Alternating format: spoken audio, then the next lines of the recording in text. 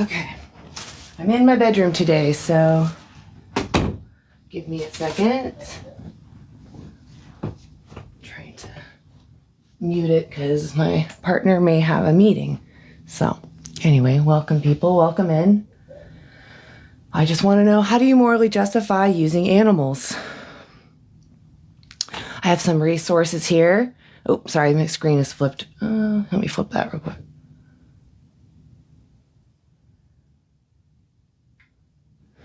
See.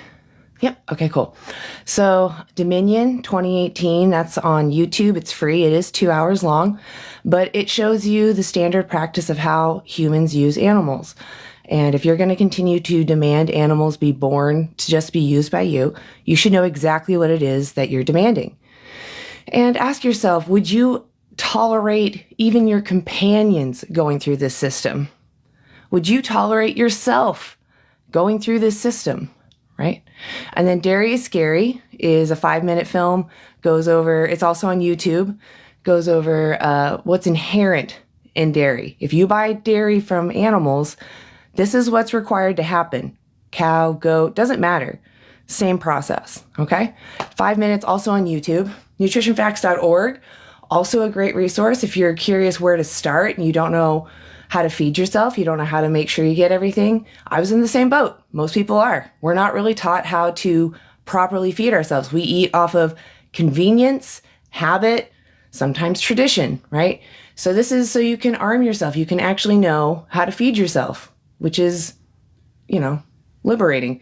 So Vegan Dailey Dozen, you can just Google that if you want, just tells you the daily checklist or the dozen checklist of things to make sure you get everything you need in a day. You can get everything you need on a plant-based diet. So if we can live well, in fact, thrive without using animals, what morally justifies continuing to cause them to suffer? They're sentient, just like you and I. And sentient beings all share this want to continue living, to avoid harm, right? And to do whatever we want to do because we have our own purpose. We care what happens to us. They do too. We're the same in that situation. All sentient beings are the same in that situation. So if that's the case, why don't we just breed humans to make burgers? Seems perfectly logical to me.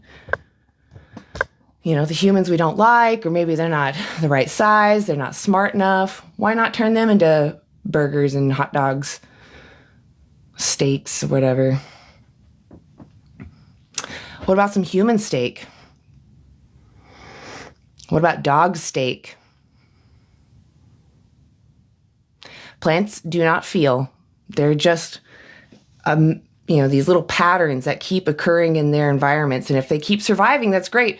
But they don't have a preference. If they don't survive, they just stop. Why is cannibalism not good?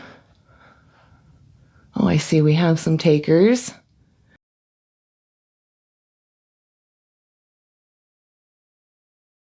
For 1 second, I just want to make sure I can hear you when you do come on. Okay. Are you over 18? Cannibal than actually. Okay, la. I don't accept children. Go ask your mom why you shouldn't talk to strangers on the internet, okay? Sinner, are you over 18? Yes. What year were you born? 2007. Okay. How do you morally justify using animals? Eating them. Because, all right, so your argument is that we should be eating humans instead of animals, right? You were saying something along the lines of that. But animals eat animals. No. You misunderstood my question. Hold on. It's my live. You don't get to take over, okay? What I said was, if you think it's okay to use animals, why not use humans? I didn't say I use humans or that I'm advocating for using humans. I'm saying that there's no moral difference. And most people go, well, you can't do it to humans. So what's the moral difference? Okay, the moral difference is animals eat animals, humans don't eat humans. Do you understand, what I'm saying here? Humans eat humans. Do you know who Jeffrey Dahmer is? There's actually cookbooks out there on how to, there are cookbooks on how to cook human. So why is it morally wrong? Being a vegan isn't healthy either. Okay, I'm going to move on if you can't answer questions because you're just going on in your own head. Do you want to? Okay, that's what I thought. I was like, I'll have a conversation, but I don't really like you just being like, blah, blah, blah, blah, right?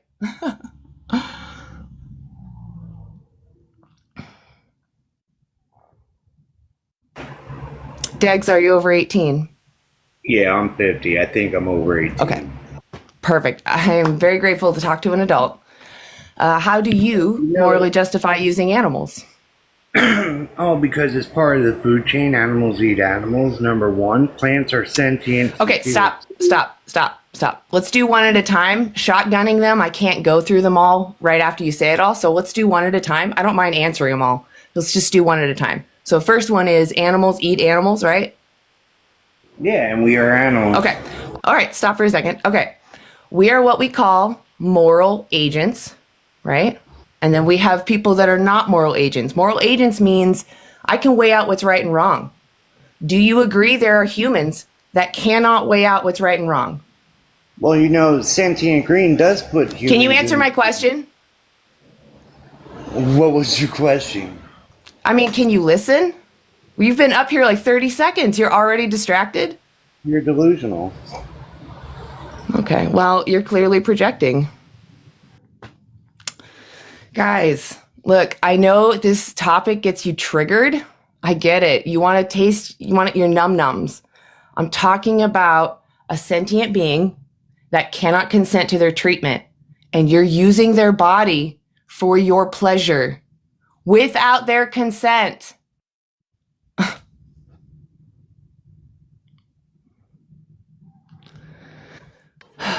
One way, are you over 18? I am. I'm 36. Okay. How do you morally justify using animals? So I do have a question. It's in line. Answer my question. Okay. If it's a clarifying question, I'll answer it. If it's a clarifying question, I will answer it. But otherwise, I need you to answer my question first, and then I'll answer your question. Okay. I go with the food chain deal that, you know, they're not, it's not human, and there's definitely a difference between humans and animals. Okay. So you're bringing up the food chain? So, no, my question is, so feeding the population. No, I don't want your question. Oh. What's your moral justification? Is that they're animals. They're on this planet for... We are animals. Correct. How Okay, so what is the morally relevant difference? What is the morally relevant difference that makes it okay for us to treat animals the way we do, but not humans? Why do we ignore the consent or the lack of consent from animals, but we rely on consent from humans? Why? It's an animal. So, do you know what sentience is? I have a really quick question. I don't care. Do you want, I'm here to have a conversation. I understand you just want to say your bit and run. So I'd rather have a conversation. I don't mind if we lead to your question, but I'm responding to what you said. You said that your moral justification is that they're animals. What does that mean? We are animals. I already said that. So what is your moral justification? So we feed our population. I mean, isn't there definitely places we can eat plants. So There's a study called Reducing Food's Environmental Impact Through Producers and Consumers. If we had a plant-based planet, we could feed 10 billion people and still have like 75% of our current agricultural land dedicated currently to animal ag. We could rewild that and still feed 10 billion people. So this is right now we're only 8 billion. It leads right into what my question was. What about all of the animals? You still didn't answer my question, though. You still didn't justify why you are using animals. That's my justification. They're not human. It's not true. It's not true, though. We could feed the planet. I just demonstrated that. What about all of the animals that it destroys with the crops? Did you listen to what I just said? No, I'm saying, what about how do you justify? Do you want to have a conversation, or should I just move on? Should I just move on? Because you sound like you just want to talk to yourself. I'm asking a real question. What about all I know, but you didn't answer my question. You didn't answer my question. Okay, you have a good day. You know that's why you cannot have a conversation. Your crop deaths thing is stupid because your animals that you're using eat more plants. So if you care about crop deaths, the animals that are passing away in those fields from plants being processed, you would still go vegan. I know it sounds counterintuitive, but animals eat more plants. Remember that land use I talked about that you weren't listening to? Right? We could feed everyone. Did you hear it that time? And then some. There are 8 billion people on the planet, or like 8.5, right? There's 92.2 billion animals every year we have to feed. 92 versus 8. Who do we have more of right now? How many more mouths do we have to feed? If we stop doing that, we could feed all the humans. Your crop deaths argument is hilarious. Any issue you have with crops compounded when you use animals, which means made worse. It's compounded means multiplied. It's bigger. You're causing more of that issue.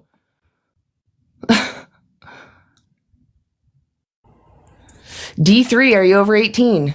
Yes, I'm 25. Okay. How do you morally justify using animals? Honestly, I believe all life, animals, plants, from the largest elephant to the tiniest microscopic organism, was meant to be eaten or sustenance to another form of life.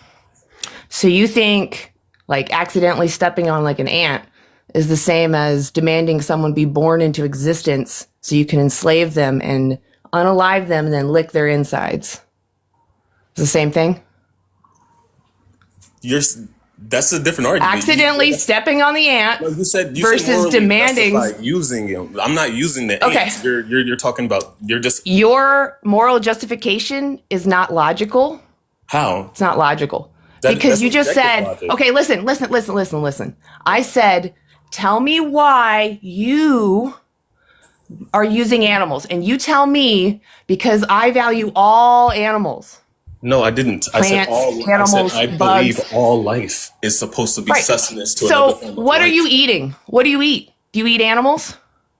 I eat animals and plants. You clearly don't respect life then. You don't respect life. I didn't say respect. I said all life is supposed to be sustenance to another life. You're ignoring my argument. Oh, so we can eat humans then. It's okay then. You're saying morally You're saying morally it's okay. You're saying morally it's okay to eat humans. That's what you just said. That's not what I said. I said, you said, what is my you said all living, things. Hold on. You said all living things can be sustenance for someone else. Therefore, it's moral for you to demand someone be born into existence, enslaved, have their life stolen from them so you can lick their insides. Correct?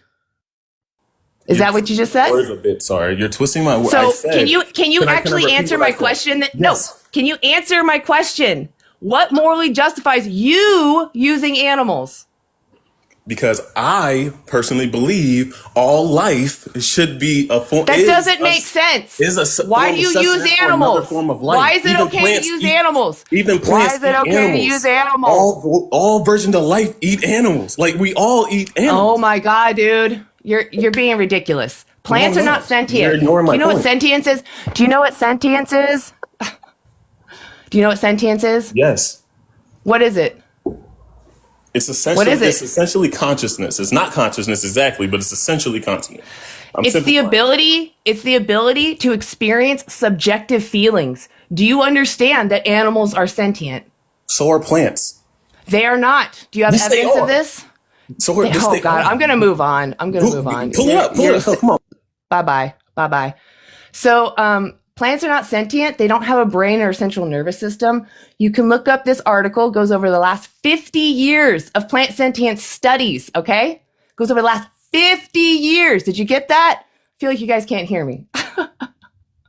It is goofy to say that plants are sentient because I doubt you care when you walk on grass. I doubt you care when you bite into an apple, right? Like, that's just a silly argument.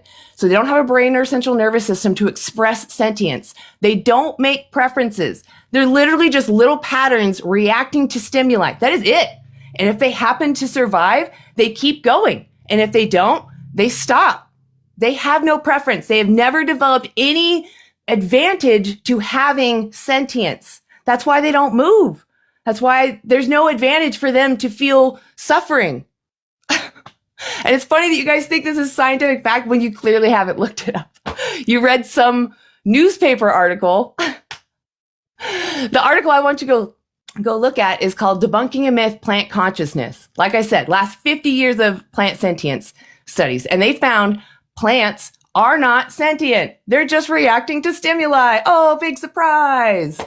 And even if, let's say plants were sentient, I can't get any of this in otherwise unless I had you not up here because you guys cannot stop talking over me. It's ridiculous. So even if plants were sentient, you should still go vegan. You know why? Because the animals are eating more of your sentient plant friends. So get out of here with your plants are sentient BS. And if all life is equal, right? Shouldn't we be trying to reduce our harm to everyone? If that's really how you felt? Veganism is about me not wanting to demand someone to be enslaved. Veganism is a principled stance against the exploitation of all sentient beings. Not plants, not fungi, not bacteria, sentient beings. You guys are cracking me up how hard you want to unalive on this hill that plants are sentient and feel. It's killing me, or unaliving me. I can't say the K word. Ridiculous.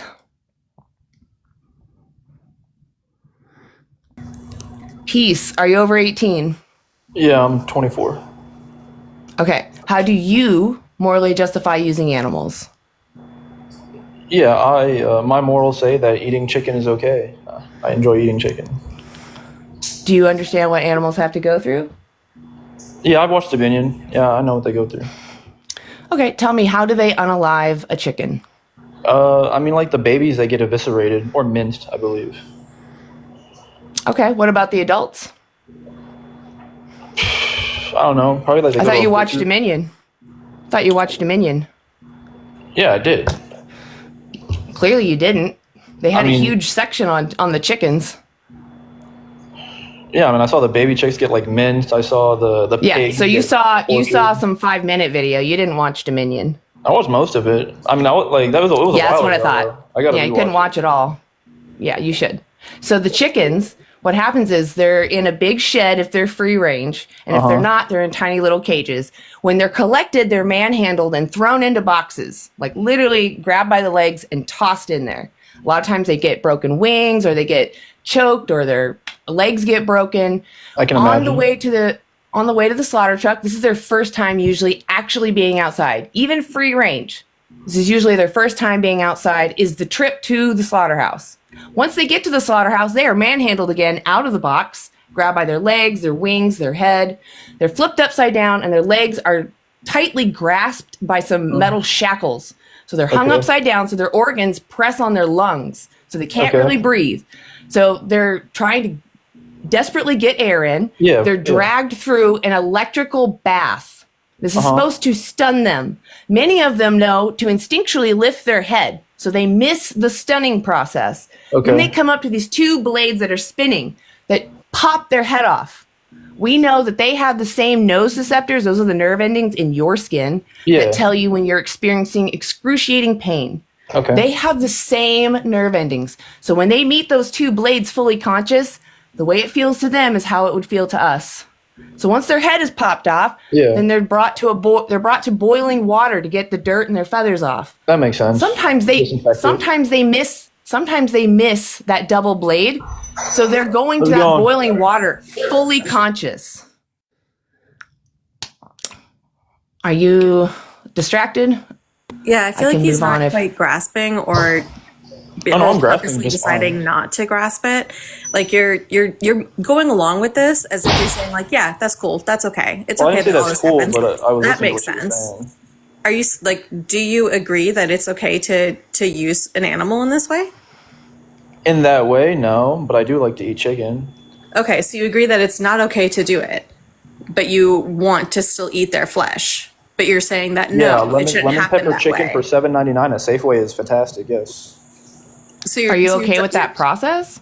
Go ahead. Sorry. I'm not okay with the process, but like I enjoy eating chicken, so yeah. So then you are okay with it. You're justifying it. Like right now, you are currently justifying. I justify myself eating chicken that is already unalived, not what they go through while they're alive. Do you realize that you're paying for that process? Yes, like in order to get their flesh, in order for you to be able to eat their flesh, that's what needs to happen to them. And by you paying for it, you're telling the industry, I want this to continue happening because guess what? I like the cheap deal that I get on their flesh. It's a good deal though. Yeah, and what happens? What needs to happen to them in order to get that quote unquote good deal on their flesh? You must be get okay unalive, with and then I eat them. No, you must be okay with the whole process. It's not just that they. So you saying I'm okay with the process does not mean I'm okay with the process. But why are you supporting it? I support myself eating chicken. Why are you supporting the process? You said yourself you enjoy that it's $7.99. Why are you supporting? And then if you go to Costco, it's $5 for rotisserie chicken. Why are you supporting it? Because I'm hungry and I like chicken. I don't understand your point. My point is that you don't like the process that's happening, yet you're deciding to support it by purchasing their dead body. Yeah, so in my brain, right, I don't go to a store and I'm like, man, I am so sad that this chicken is getting unalived. I'm thinking, wow, I'm hungry. I'm going to eat this chicken. And I think most people do too. And what we're doing is we're asking you to think about the process. We're asking you to think, is that okay for you to do? Is it okay for you to see someone's dead body and decide that you want to purchase it for $5.99 or $6.99 or $7.99, whatever, because you enjoy that price point? But you don't. But what you're telling the industry, what you are telling the industry, is that you don't care what has happened to make it be that price point. You don't care. You want to eat their flesh, and you're fine with it. That's what you're telling them. I'm telling myself that. I'm not telling anyone that. I know you mean indirectly, sure, but I'm eating chicken. Chicken gets unalived. That's how it is, you know. It's not how it is, though. You don't have to. You recognize that. Yeah, and I don't have to be vegan either. You recognize that chickens are sentient. Yeah, of course. Okay, and what does that mean? It means like they can feel emotions and they have their own, you know, like feeling. Yeah, they feel pain, they have emotions, they understand what's happening around them. Do you think, would you agree that a cat and a dog have that same ability? They're sentient as well. Yeah, like when you scratch a dog's head, he gets happy. Yeah, exactly. Yeah. He gets happy. He enjoys it. Would you do that to a dog? Would you take a dog through that same process?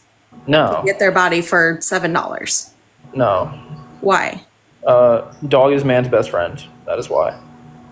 What separates them? Like, what makes it so that it's okay dog is man's best friend, chicken but not is to not a dog? Man's best friend. It's that easy.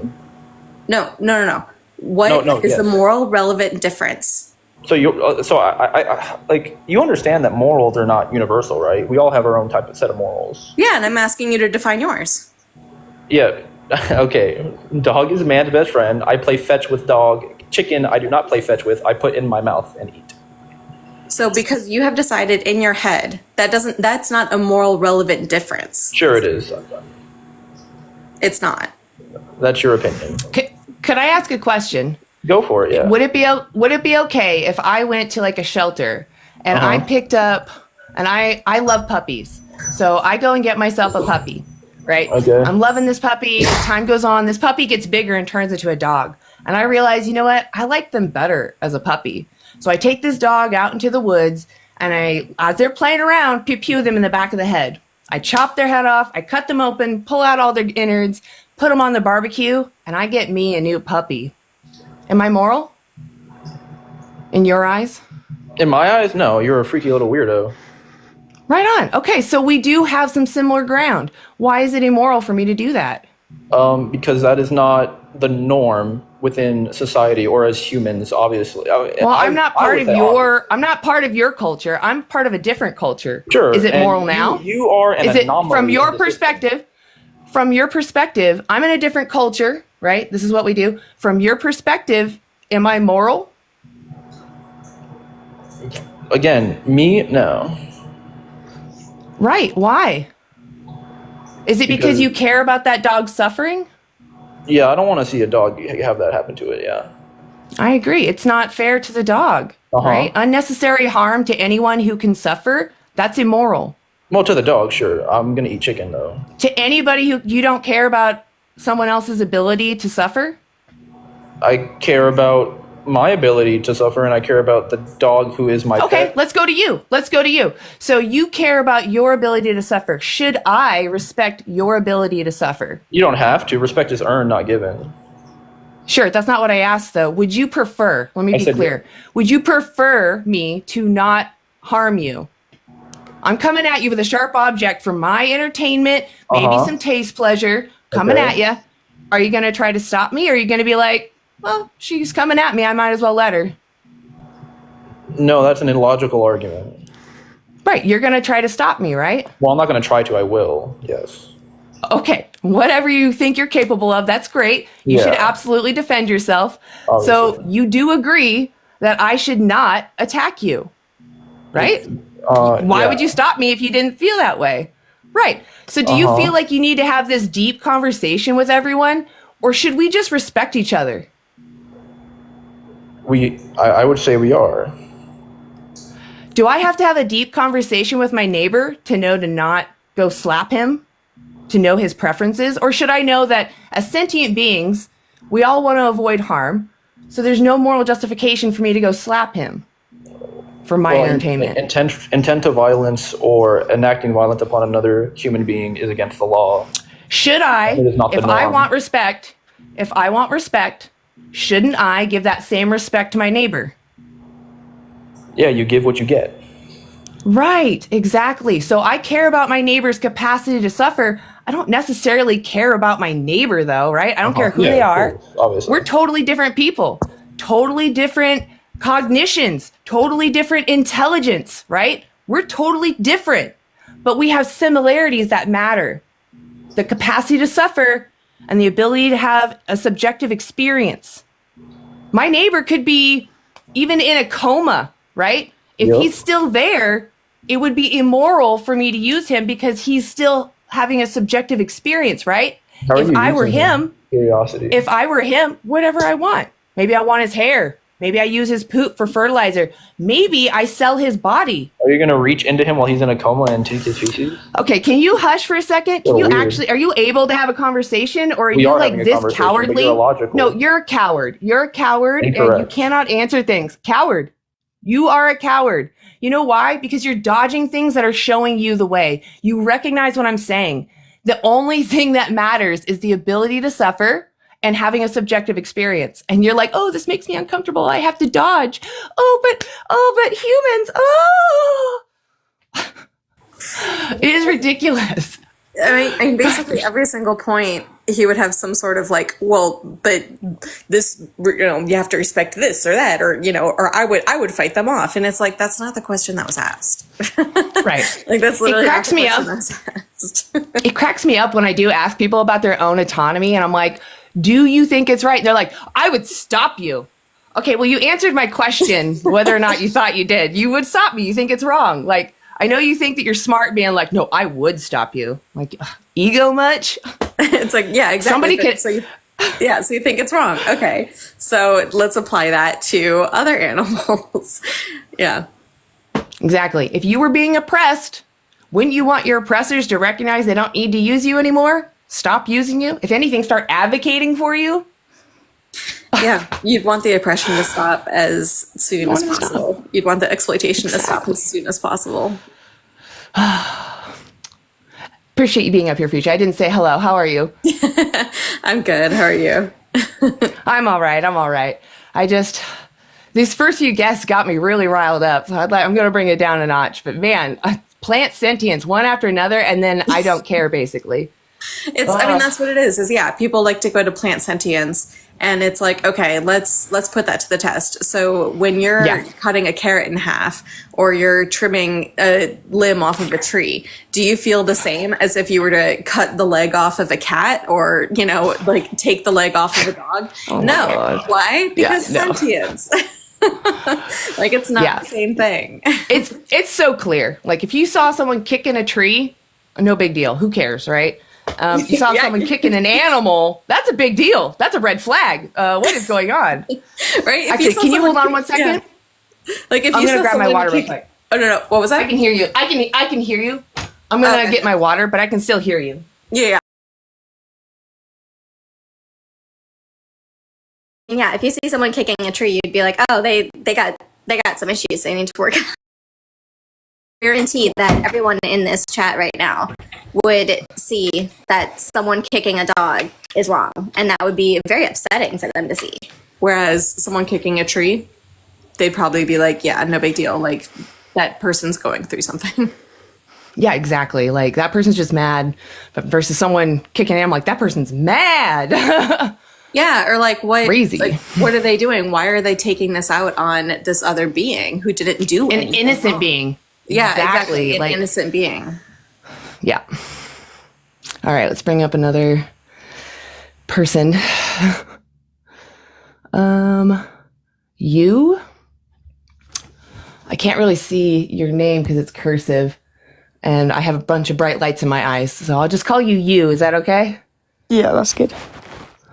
Are you over 18? Yeah. What year were you born? Were you interviewing, gang? Oh, I'm sorry. I can't talk to people under 18, but you can ask your question in the chat. There's vegans there that'll answer it. Figure. Are you over 18? Yes, but I have to whisper, sorry. No, you don't. Oh my gosh. What is with, it's summer. That's all it is. It's just that it's summer. I'm like, why are there so many kids all the time? Okay. Kids, please do not talk to adults on the internet. Just don't do it. Don't. Yo. Hey, just are you over 18? Absolutely. I was born in 1992. Okay. How do you morally justify using animals? Okay, pause, because that's not what I came up here to talk about, right? Well, that's all we're going to talk about. If you can't answer my question, I'm going to move on. Nope. If you can't answer my question, I will move on. So either answer my question or I'll kick you. So how do you morally justify using animals? Okay, can you hear me? I'm sorry about that. TikTok got my phone. No, if you don't answer my question, I'm just going to kick you. No, I'm going to answer it. Okay, answer my question first, and then I'll hear your question. I see. Okay, so you said, how do you morally justify using animals? Personally, I'm a dog lover. I have pets. You know what I'm saying? I treat them like they're my kids, and I think that's morally correct. I think with any pet that you have is morally correct. But I guess that's my answer in your question. My question is, in your live earlier... No, wait. What was your answer? Wait. Your answer was kind of muddled there. What was it? What's your moral justification for using animals? For using animals, I use them as my kids. I use them as parts of my family that I've never had before. So that's me morally justifying that and using them correctly. So you're using them as in... Hold on a second. Hush, honey. You don't need to just shotgun your stuff out. Let's have a conversation. I will get to your question. Okay? When you say using them as your family, are you just buying animals as accessories and being like, my family is full now because I've gotten a bunch of animals? Or is it that you genuinely wanted to care for someone to give them, a rich life and provide them a home? Which was it? Was it for you or is it for them? Oh, I appreciate that. You keep muting me, so I got to unmute myself. But no. I will honestly keep muting you if you can't answer. I honestly just want to take care of them in my lifetime. Like, for example, I just had to put one. So that's not, hold on, stop. I'm sorry that happened, but you don't need, that's not using. Okay, using is, all right, well, you have a good day. Wow. I think I hope that was maybe a, go ahead, sorry. I don't know, I was just going to say that, seeing your companion animals as part of your family, that's not using them. That's taking it's taking care of someone, and it's right. Yeah, it's giving them moral consideration. You're not using them. That's not using them. That's not what we mean by morally justify using animals. Exactly. If you were purchasing these animals as like an accessory because you think it looks cool, or you just it's all for you, your benefits, that's using. That is immoral. You shouldn't be buying someone to fulfill whatever your needs are. You should be caring for someone because they need help. Yeah, and you can provide it. That's it. Exactly. And if you build a bond, there's no problem with that. That's absolutely encouraged. People should build bonds with those they're caring for. But It shouldn't be about, I'm only doing this because I need a friend, right? That's silly. Let's see, bring in someone else. Productive? Yeah, what's good? Hey, are you over 18? Mm-hmm. Okay, how do you morally justify using animals? I justify it because we have to. Have to, as in like nutrition? No, as in balancing the ecosystem. Okay, so you're worried about the ecosystems? Mm-hmm. That's why you won't go vegan? Yeah. Okay. Like in Florida, so if I gave you evidence that shows that we could actually improve all ecosystems by going vegan, would that change your mind? Mm-hmm. Okay. So there's a study called Reducing Food's Environmental Impact Through Producers and Consumers. Goes over thousands of farms in hundreds of countries. And they found that 83% of our current agricultural land is dedicated to raising animals and their food. So like pastures and all those monocrops, it's all mostly for them.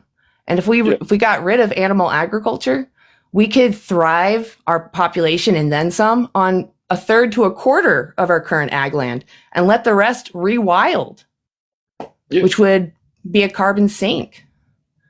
Well, okay, so then... oh, sorry, go ahead. Go ahead.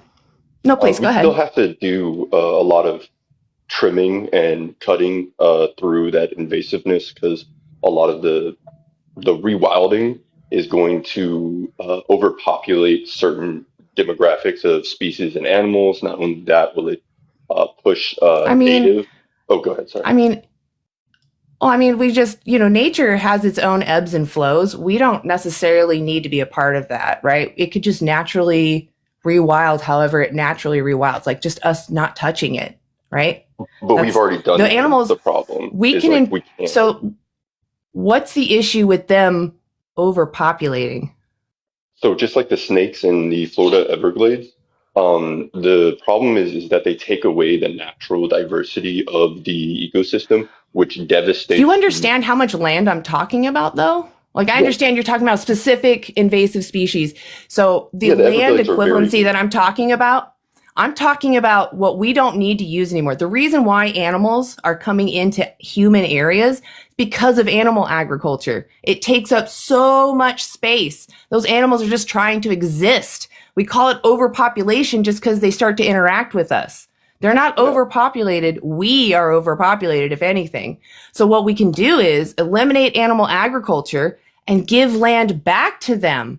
The land equivalent of the US plus Brazil. All that land could be not used anymore.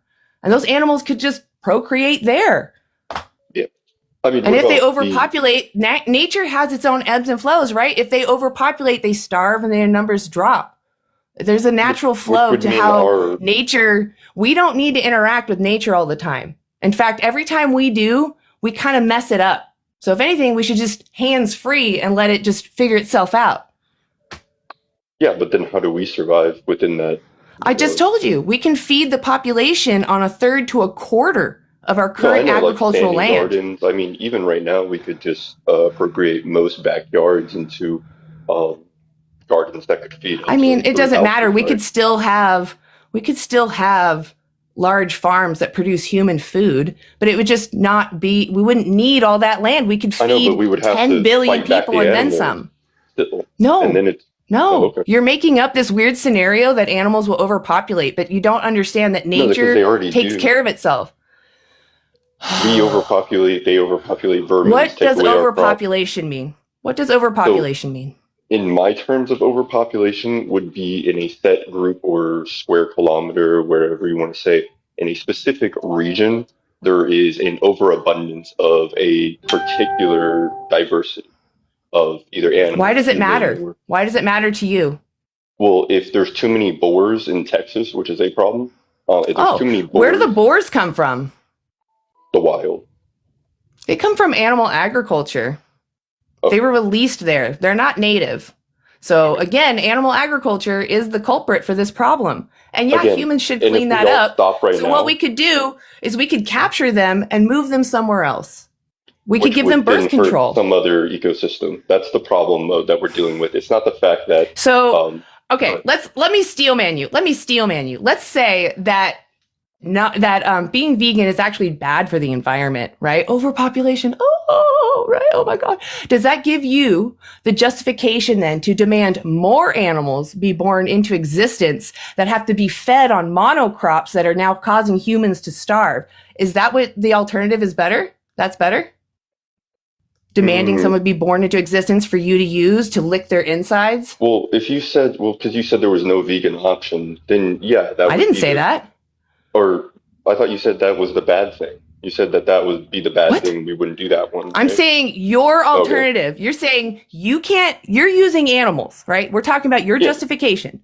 You're saying you use animals because of the ecosystems. And I'm telling you, the ecosystems are suffering from animal agriculture. It's the leading cause of biodiversity loss. It's one of the leading causes of water eutrophication.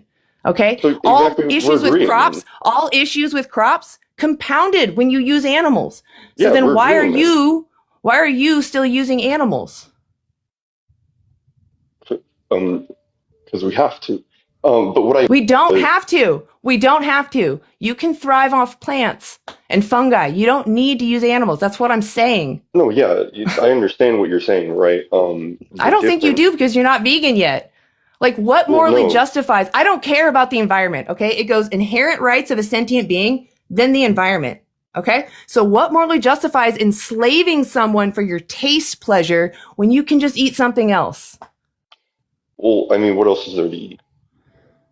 Plants, like I understand fungi, plants, yes, but if I'm only sustaining myself off of fungi, that leads a plants and fungi. Portion, that leaves a huge portion. So and you then clearly don't know how to eat. You don't know how to eat.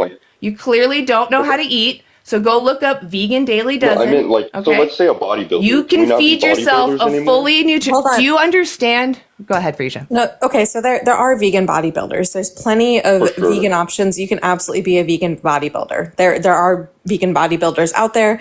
People get plenty of protein on a vegan diet. Like it's really not something that you need to be so concerned about. If everybody was doing that, could this bodybuilder sustain himself or herself upon a voluptuous, like I know you have to have a bunch of it, right? They could absolutely sustain themselves on a plant-based diet. There are Olympians who are vegan.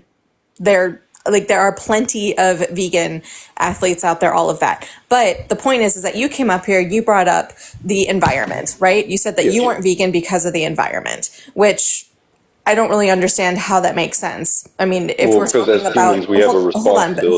Hold on.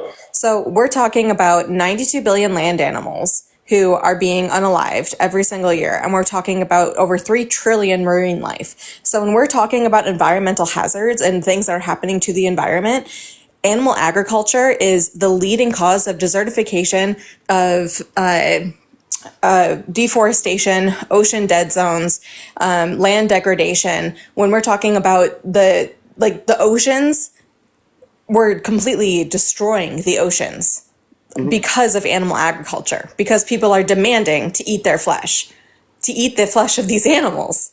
We're exploiting them and we're exploiting their environment. So if you care about the environment and if you care about not exploiting someone, then you would make the choice to not support it and go vegan. Well, no. In that sense, humans have taken, it wasn't my fault, but a lot of humans in the past, like your ancestors, went around with their power plays and destroyed the environment. Like we said, the boars, and like you pointed out, the boars. We can talk about what ancestors did. We can talk about what our ancestors did, but it's not relevant to what's currently happening right now and to your choices. That's why we have the iguana problem in Florida. That's why we have the snake problem the Everglades, and that's why we have the boar problem in Texas, as you guys. This has nothing to do with your choices. This is a BS excuse. BS. The only reason BS. I'm a free person allowed to have an actual thought is because Martin Luther King. So again, our ancestors do have they produce our choices. Okay, right? my ancestors thought it was okay to enslave humans. Does that mean I get to perpetuate that culture? My ancestors. Shouldn't. But my ancestors, though. My ancestors.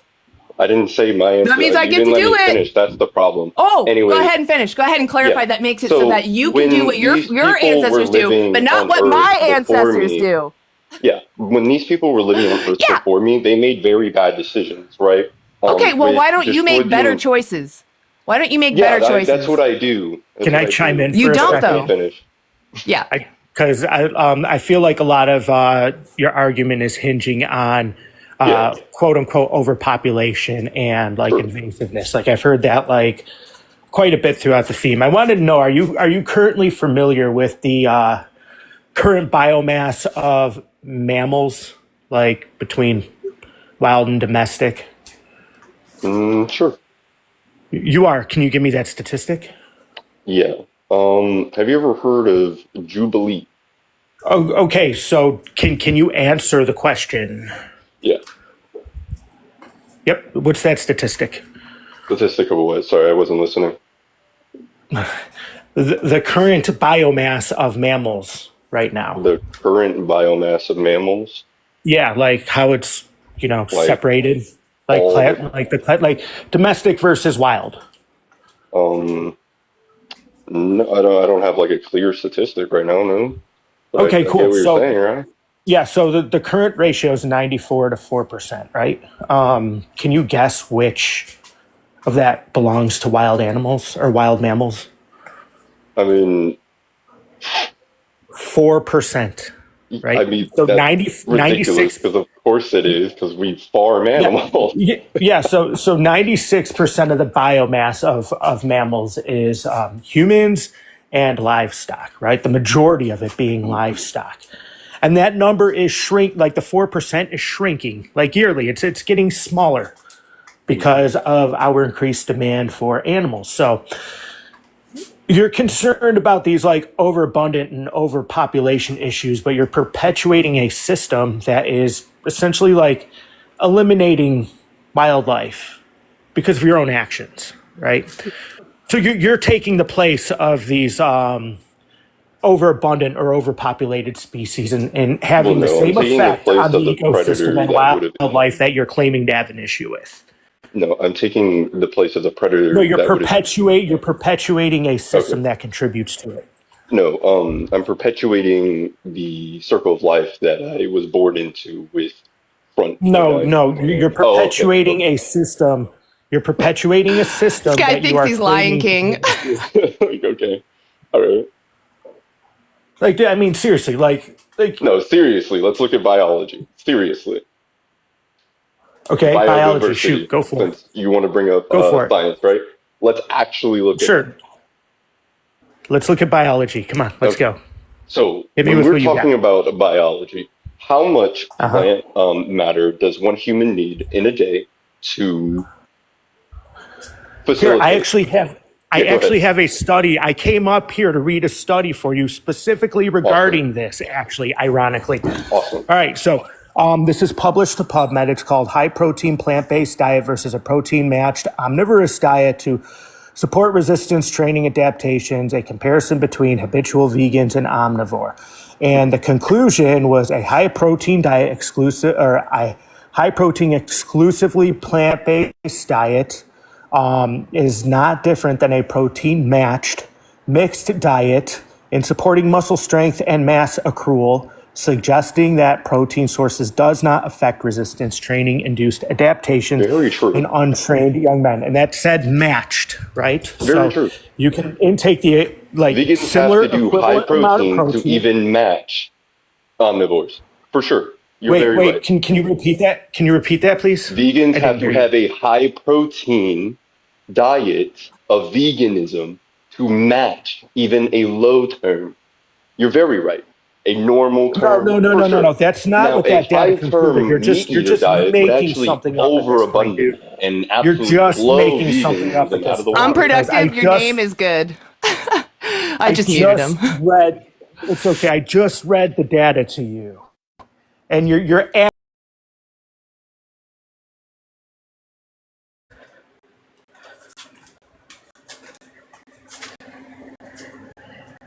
You have to unmute yourself. I can't unmute you. Well, I mean, if you're gonna mute me, then I'm gonna sit there until I'm ready to come out, right? But there's an issue here, though. High protein I read data to you. I know what research you're talking about because I've also looked into it. Yes, high protein. You have to match omnivores. That's the problem. Still not listening. He still isn't listening. That is the problem. What are you talking? That is listening. So you have to match any micro and macronutrient to achieve any kind of physical results that you're trying to achieve, regardless of your diet. And a person that's consuming animal products, that's like eating like low protein content processed foods, isn't going to have the same results as a person consuming animals that's eating a high protein, cleaner diet. You're saying cleaner. Like it's yeah, these are your like assumptions. a whole food, you're not a researcher, food, nor any of the. All this is theory, right? So let's be just realistic. No, it's not right? theory. This is literally data published. No. Listen to me. I went to school, and Look, part of the requirement for my education was to learn how to analyze data. Awesome. Right, specifically from PubMed. Awesome. I'm very glad. Sorry, I didn't mean to cut you off. You were trying to say something. No, you're fine. I was just trying to, I'm telling Unproductive that he's still being cowardly. He's still not answering why he uses animals. He just thinks for some reason, if he doesn't use animals, that all these wild animals are just going to overpopulate. Like, that's how much power Unproductive has. And I'm just like blown away that they're that confident that them not using animals is going to lead to overpopulation everywhere. I gave him the study. Unproductive, you need to hush. I'm not talking to you. So I already quoted the study that says we would greatly reduce land use and give back to these ecosystems. And then he's like, no, but the plants. Like, he still can't answer why he uses animals. All he can do is either misunderstand the information given to him or just keep repeating ecosystems. That's all I'm hearing. So I haven't heard a moral justification yet. Like, I even steel-manned you. I said, let's say it wasn't good for the environment, right? Like a man. Let's say it wasn't good to use animals for the environment. Yeah, this guy's a misogynist. He should go. He just made a giant. Yeah. Yeah. He just has to compensate, for things that are small. So I get it. And I was trying to give him a chance, but he didn't want to rise to the occasion. So it's okay, buddy. You need to go talk to somebody. We all do need to talk to somebody sometime. Right now is your time. Please go talk to someone. Talk about what's healthy, what's right in the world, what's wrong in the world. Why is it okay to use someone? Why is it not okay to use someone? Maybe you'll understand where we're coming from. Maybe ask yourself, why don't I want to be used? Even if it was better for the environment, right? Like, you could argue it'd be better for, the ecology to enslave humans. We would greatly reduce our waste, right? We would greatly reduce our land use. We could concentrate on using these people to feed us or to do our labor, right? Still immoral because someone's losing their freedom. And that's what the point we're getting to. This whole blah, blah about the environment, a giant dodge from your own responsibilities. And he just kept going to pushing to that. Well, no, that's not right. It's like, you haven't even looked at the evidence. That was just frustrating. So I just started to I wanted to antagonize him and get him to leave, but he decided to be misogynistic, so we had to kick him. Yeah, for sure.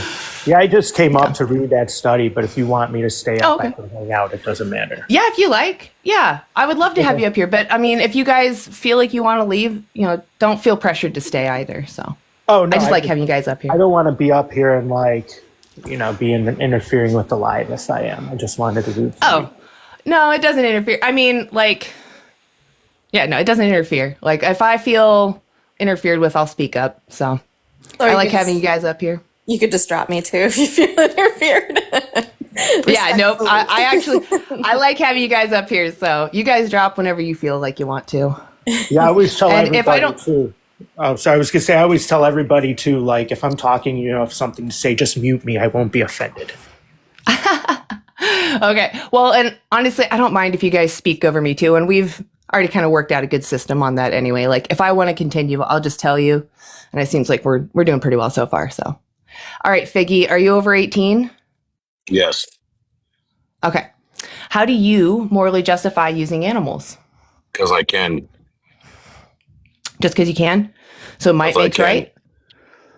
Well, if we're talking about morality, yeah, sure. I think it's moral too. I want to morally justify. I want to know why you think it's morally justified to use animals. You listening? Mm-hmm. To me. Yeah, I'm listening.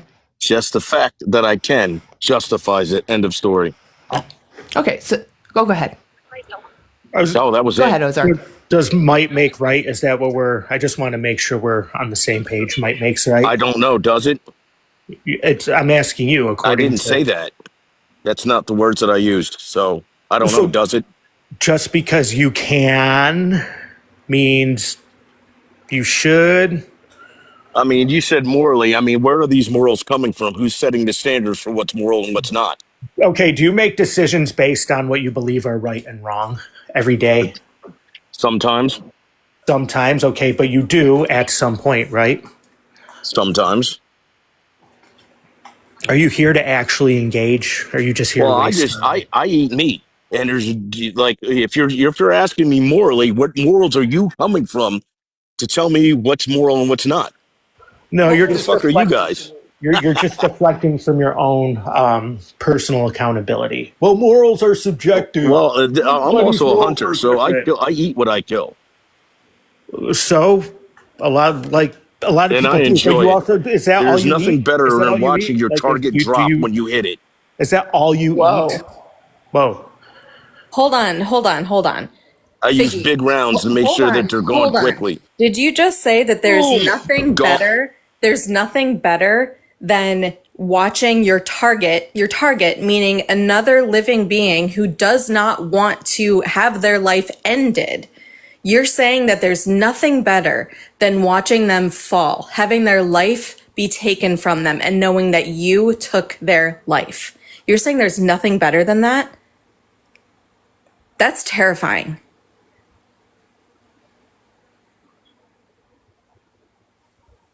You can unmute yourself, Figgy. You should be terrified. It is a great feeling. You should try it. So you're admitting that you enjoy taking the life of others? I do. Absolutely. And what's immoral about that? Who says it's wrong? Do you want your own autonomy respected? Figgy, can you have a conversation or do you just want to talk to yourself? No, I'm talking to you. Okay, so do you want your autonomy respected? What do you mean? If I came at you with a sharp object, are you going to try to stop me? Okay, so you would try to stop me. So you would try to stop me. I'd put you right next to that deer. Okay, I don't care how big your ego is. It's not an ego, it's the round. Can you take a 308? Figgy, you're not understanding what's happening. You're not understanding the question. What she's asking is, I understand fully. No. Hold on. Do you I just want don't give a shit. No. I'm giving you guys the... Then you can go. Sorry. Thank you. Yeah. Absolutely. Violence is a flex because it's really not. Like it's not. It's a really coward move.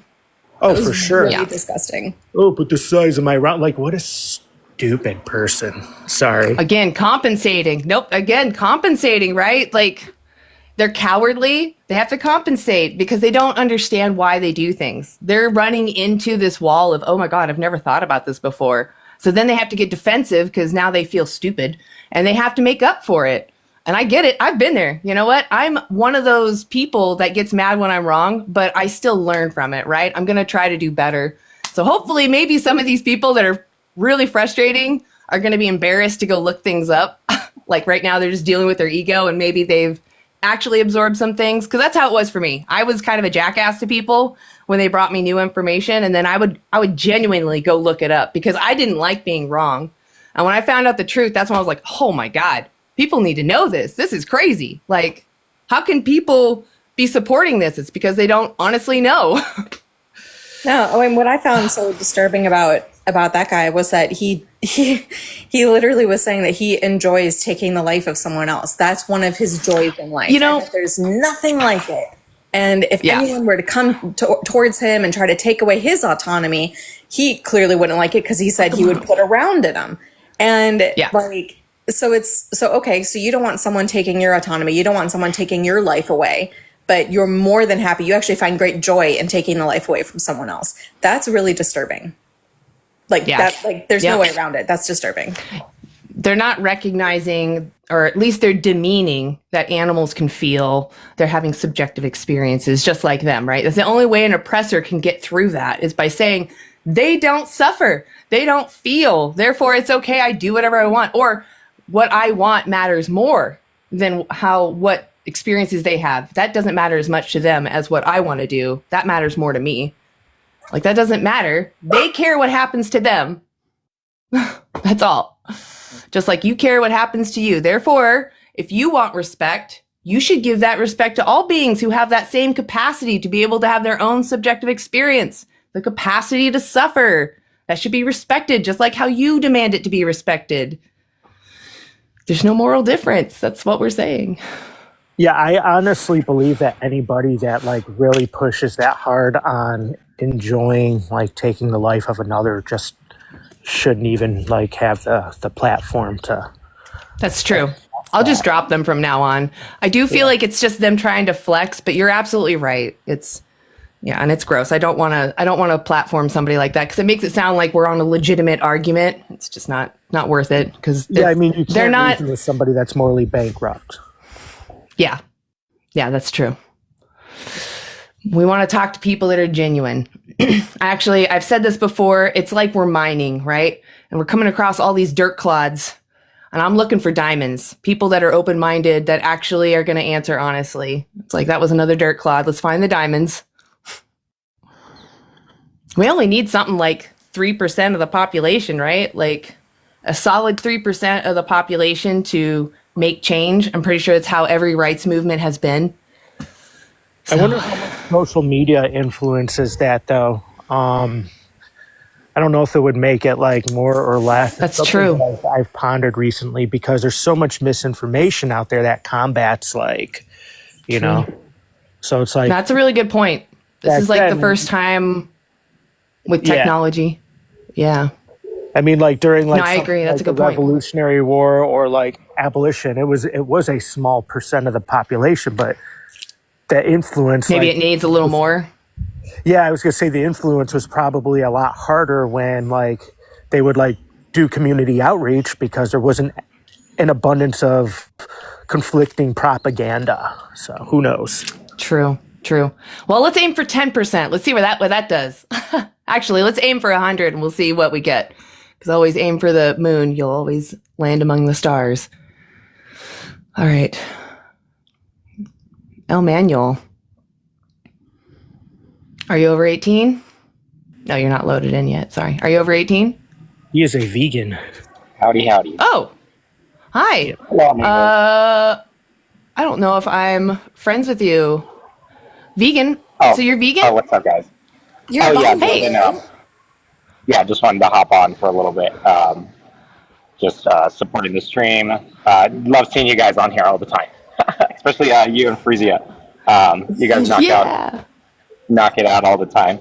I just wanted to point out one thing that Ozark mentioned, which I think is really interesting, is like social media's effect on kind of like the boasting here online. You know, people come up here and brag about their hunts or how violent they are too. And I'm in that world all the time. I go to a conservative gym, and I'm of course I'm like the only vegan there. But dealing with the way I approach it, for my self-help, my mental sanity is really treating people who are so far into this as like addicts. Really trying to be as warm as possible, thinking about people in my family or conservatives at my gym as they're addicted. It's a reflex to them, the way they're conditioned to eat this way, and so it's a complete addiction. And so when guys come up here and they're like boasting about the violence, that's also how addicts act when they're confronted. They have to double down. They have to double down because there's no logic. It's all emotional. And so what that man did, stepping up here and just bragging about how violent he is, how transactional respect is for him. I'll respect you in the same way that you respect me. I can destroy you if you can destroy me, which is a very transactional way of respecting. Yeah. Sorry, my mic will just cut off. I wanted to say that's how I deal with this, is just really thinking about people as addicts, and then how do you approach addicts? How do you have an actual conversation with them? Is through rehab, a rehab lens where you expect that doubling down, you expect illogical behavior, them being very emotional, and so I think that's a really protective way of making sure you're sane when you talk to these people, because it's not a logical conversation they're having. It's purely emotional. Yeah. I do agree with you that it is emotional.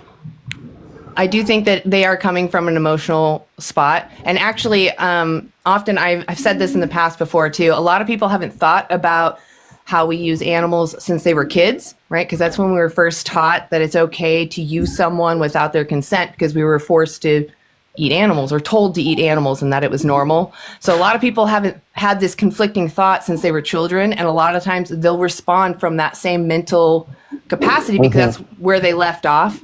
So you are right that there should be some compassion, but at the same time, you could argue the same thing for people that were racist, right? They were addicted to the benefits of slavery, or the benefits of being the race that was the in group at the time, right. And that itself could be an addiction.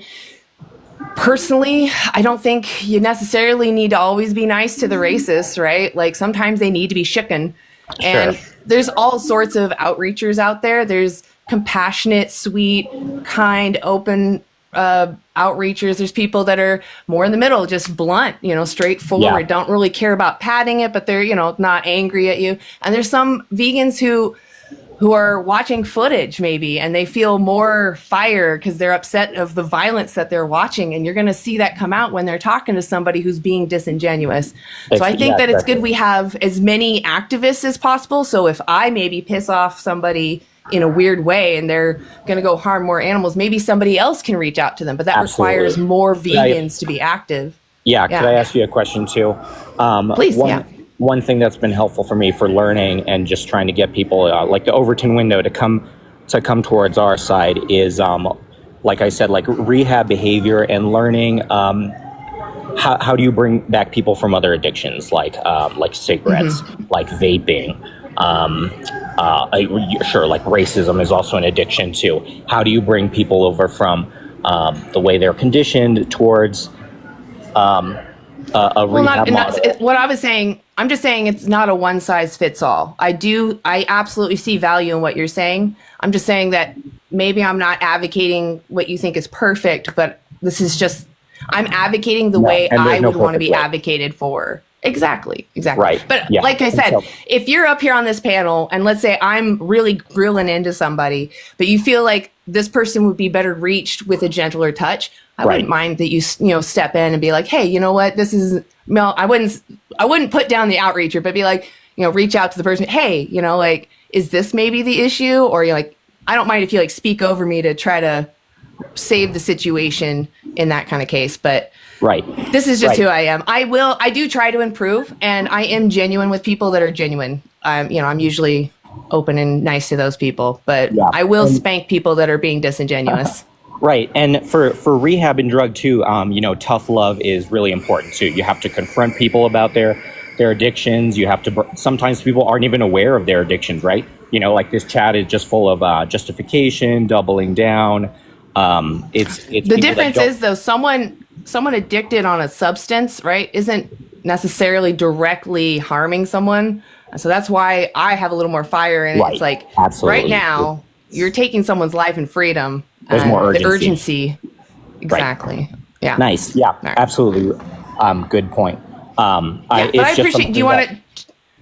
I just wanted to highlight that kind of like mental tool is how I'm really approaching. So I really appreciate your approach. But then, yeah, of course, I think there's also like softer ways that people need to hear this, but it's a spectrum. And so I really appreciate all your work. Totally. And needing to knock people down sometimes. They need to hear it. Yeah. Well, do you want to hang out? I don't mind if you want to like try outreach. No, my mic just died, but I appreciate talking to you guys. Okay. Love your work. Well, if you're ever interested, you're welcome to come up here and preach abolition with us. So. Oh yeah. Take care, guys. Good to see you. Cool. Yeah, I appreciate you coming up. Thank you. Oh, everyone should go follow El Manuel, by the way. Go follow El Manuel. Looks like he's a bodybuilder. And sounds like he eats just plants. So maybe go check him out. Yeah, I think he is a bodybuilder. I feel like I see his bodybuilding videos. And yeah, so there you go. You can be a vegan bodybuilder. No problem. Let's see. Oh, El, I didn't follow you, actually. I thought I did. Well, I will find you. Oh, there you are. There you are. I got you. Vegan 3 years. Congratulations.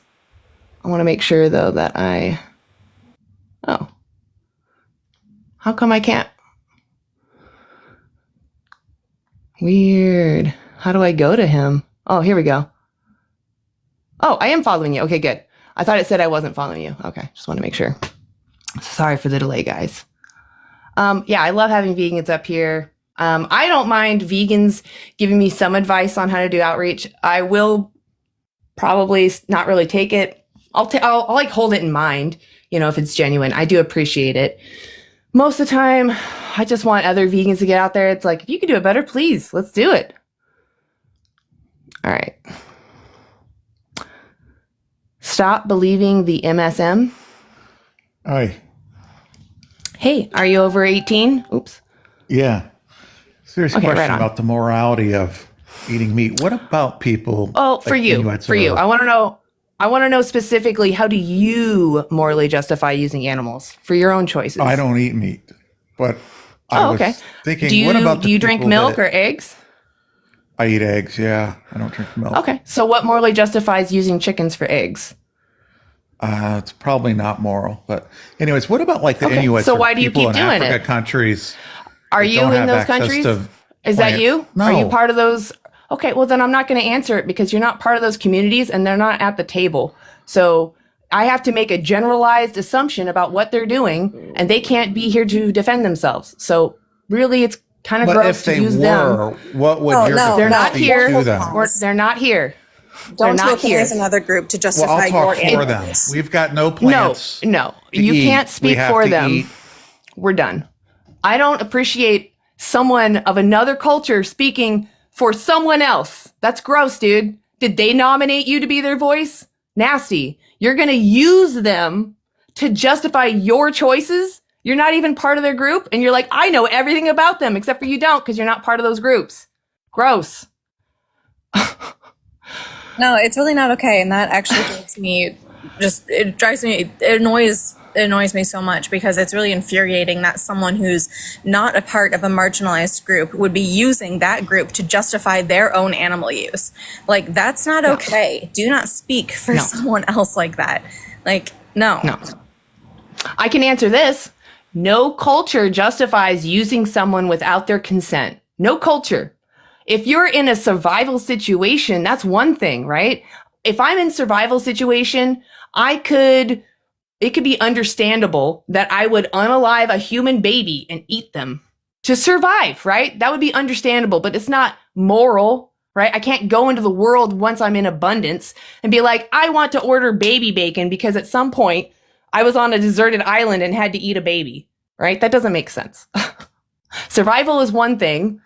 Culture does not justify it. Self-defense is another thing, right? If the only way to defend yourself was to unalive your attacker, that would be, again, understandable, but it would not be moral, right? It would be preferable if you could not, or if you would not unalive your attacker. It'd be preferable if you would not, unalive an animal, even in survival situation, right? That would be preferable, but it's understandable. The point of veganism is I don't want to demand someone's oppression. Even if in a situation it saved me at some point, if I can live without it, I will do so. If I can avoid demanding someone's oppression, you should. I'm going to stop yammering after people. Just slows us down. Lewis, are you over 18? Oh, yes. What year were you born? 1964. Beautiful. Right on. How do you morally justify using animals? I assume you know what the Bible is. Okay, so what about the Bible justifies you using animals? Man is given dominion over the animals.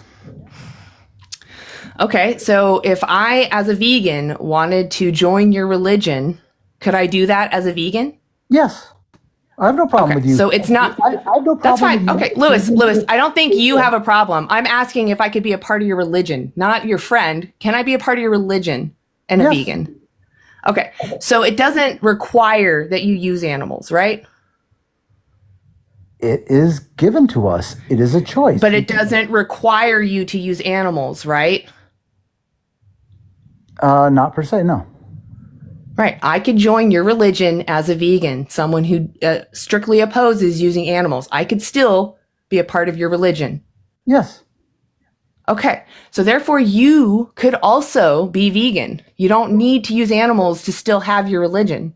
I didn't say I needed it for my religion. Do you understand? You said religion is your reason, morally, and I'm telling you that doesn't morally justify.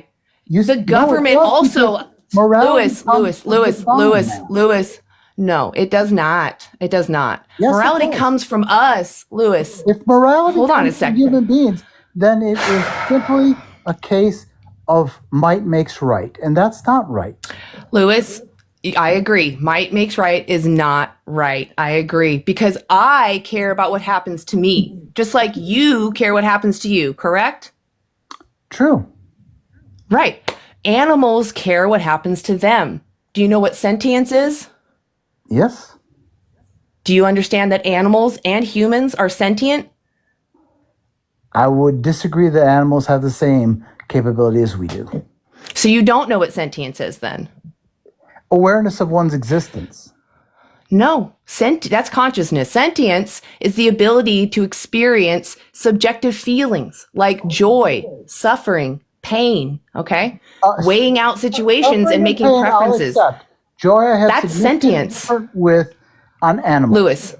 Lewis, animals are sentient, humans are sentient. No, all sentient beings. Lewis, we have the Lewis. We have the Declaration of we have the New York Declaration of Consciousness. We have the Cambridge Declaration of Consciousness. They go over behavioral studies. They look at their anatomy. Animals are more like us than you think. They are sentient. Go ahead, Freesia. Who decided those studies? Sorry. Ozark. Go ahead, Ozark. Sorry. I was in the middle of doing something, but I wanted to address something that Lewis mentioned. Did you say that you derive ethics or ethics should be derived from the Bible? Yes. Okay. I'm going to read you something, and perhaps you can help me address this inquiry about that then. Your male and female slaves are to come from the nations around you. From them you may buy slaves. You may also buy some of the temporary residents living amongst you and members of their clans born into your country, and they will become your property. You can bequeath them to your children as inherited property, and you can make them slaves for life, but you must not rule over your fellow Israelites. Are you an Israelite? Why would that be a relevant question? Oh, because the Bible says that it's okay for Israelites to keep non-Israelites as slaves. I have another one. Right, so I see. I was just going to say, I have another one too from the New Testament. It says, Paul instructs slaves obey your earthly masters with respect and fear, and with the sincerity of heart, just as you would obey Christ. I just wanted to add that one. Go ahead, Ozark. Now, point of fact, that we in America have outlawed slavery because we don't find it the right thing to do and beneficial. And therefore, if you choose to do that in whatever country you may come from, that's up to you. No. We Hold in America on. Continue to but the Bible, according to you, the Bible is the law, right? According to you, the Bible is a law, so that should be applicable across all. No, young man, you're foolish. No, you just said that's where we derive our ethics. Where do you and morally morals from. justify? And I said the moral justification comes from that. From the Your Bible, proof which that also you do not never accept that, explicitly, that's your business. which never, so it doesn't say you can't eat animals, but it does say you can own slaves and keep, gives you instructions on how to keep them. So slavery is ethical since we derive our ethics in the Bible, right? But it's your Bible. It's what you're falling back on. Yes, sir. Is it within the moral realm? Yes. But have we chosen as Americans to say no to that? It doesn't matter what we've chosen as Americans to do. Or do you not understand that we have a constitution? According to your logic, not understand the falling back on the Bible as morality, all Americans, even all Americans should be able to own slaves because that's what the Bible says we can do. And gives us explicit instructions on how to, if you're an Israelite, of course. If you're not an Israelite, then you're definitely subject to slavery, right? Well, that's the ethical implications of the scripture that you're falling back on for ethics. Loony left that you are, but you're wrong. I'm not. Your own Bible says you don't understand. There's nowhere in the Bible where it explicitly condemns or like says slavery. Lewis, you're foolish. Happen. Hold on. So Lewis, I'm going to enjoy a good Lewis, life. there's something I want to address because I heard you say something that I think is really important. You said that as Americans, we have decided that slavery is not okay. Even though in the Bible, it does talk about slavery and how to own slaves and how slaves should behave towards their masters. And let me ask you. Hold on, Lewis. Hold on. But what you're saying is that as Americans, we have decided that is not okay, even though in the Bible it says it is okay. So what we're saying now is in the Bible, it may say that you have dominion over animals, but you have the choice, just as in America we have decided no more human slavery, you have the choice to say, I'm not going to do that too. You don't have to wait for the whole country to do it. You can decide right now that you are going to stop perpetuating what's happening. And you're going to take a stand against it, just like people in the past have taken a stance against human slavery. Do you understand where I'm coming from and what I'm saying? I understand what you're attempting to drive at. Yes. I disagree with you because I do not view animals in the same space as I view humans. You familiar with the term? Sorry that you're shaking your head and you don't agree with that. That's your right. But are you familiar with the term speciesism? Why don't you define what you think it is? It's the unfounded assumption of human superiority that leads to the exploitation of non-human animals. Okay, so your flaw is that we are equal to the other animals and we do not have significant superiority. So I never said we are equal to other animals. Every other animal is uniquely different. We are equal to all other animals in the fact that we all have sentience. No, we are not all equal. Yes. We are superior. Can you tell me when the last time you experienced life as a cow was? I've never experienced life as a cow. Can you tell me the last time you experienced life as a chicken? Never been a chicken. So don't you think it's a bit audacious to assume what they actually experience since you've never actually experienced life as them? No, I don't. So I can easily conclude that just because I'm talking to you that you're not sentient because I can't experience your sentience, right? That's fine. You may assume or anybody that you love. What? You may assume whatever you wish.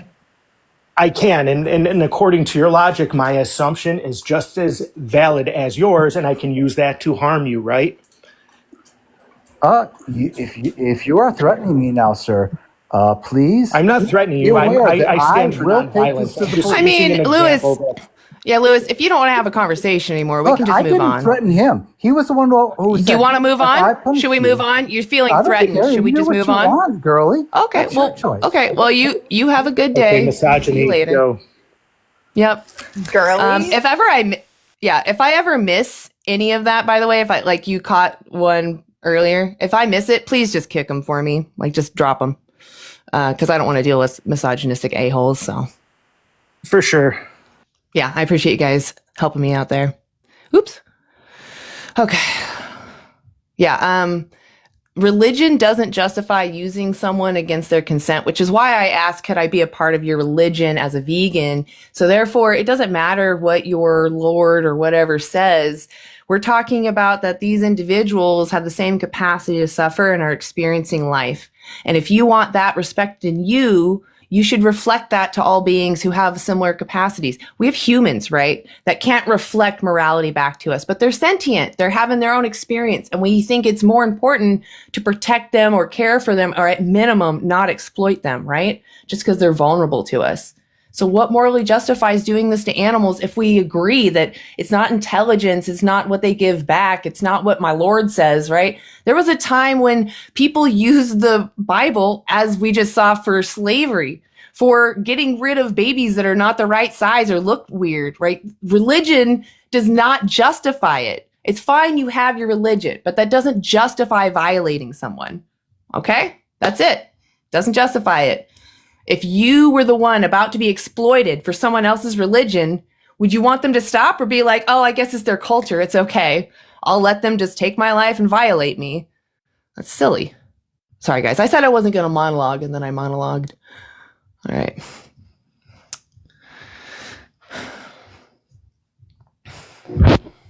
Hey, Friday, are you over 18? Yes.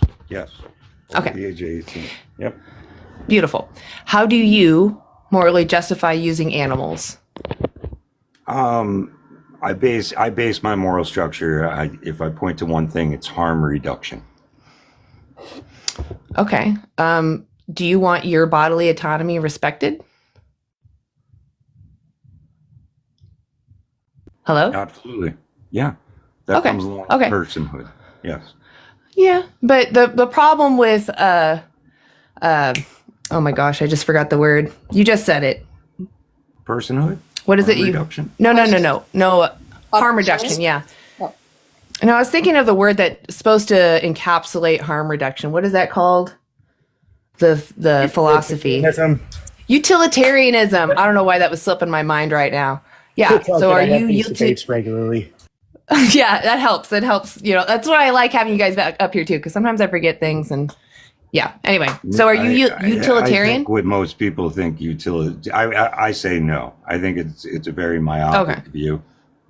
Okay. Well, even in harm reduction, veganism is preferable because you're reducing your harm. But veganism is actually a principled stance against the exploitation of sentient beings. So it's not about harm reduction. It's about not demanding exploitation. What constitutes sentience? The ability to have subjective feelings or experience subjective feelings like pain, suffering, joy. Being able to weigh out what you experienced and whether you liked it or not. Yeah. Okay. They can feel motions. And impairment. Okay. Yeah, we're just experiencing reality in itself, And this extends then. Extends? What kinds of life does sentience extend to? What kind of life is not? Well, all the animals that we use are definitely sentient. And that's why I'm here. I'm asking you, why are you using those animals? For harm reduction in general. Let's say I would agree I think we'd agree that even mice are sentient. Friday. Right? Yeah, they're sentient. If you're going to go to crop deaths, who eats more plants? Humans or animals? Crop what? Deaths? You're talking about the little mice that are going to die in the fields, right? Either that or plants. No, I was going to bring up using mice. Using mice for what? Say in labs. How would I morally justify using animals? Like mice. I'm against that. Are sentient. I'm against that. Then you shouldn't do that. With the basis in mind of harm reduction, how do we get around to some of the medicines we have today? Science? Do you have a better way? I just want to mention really quick, do you have a better way than science? 95% of all positive outcomes within animal testing has ended up with negative results in human trials, meaning that essentially animal testing isn't a reliable source of determining whether something's safe or not for humans. Right, which is why after it goes on to human testing, would you rather just have humans be the test subjects from the get-go?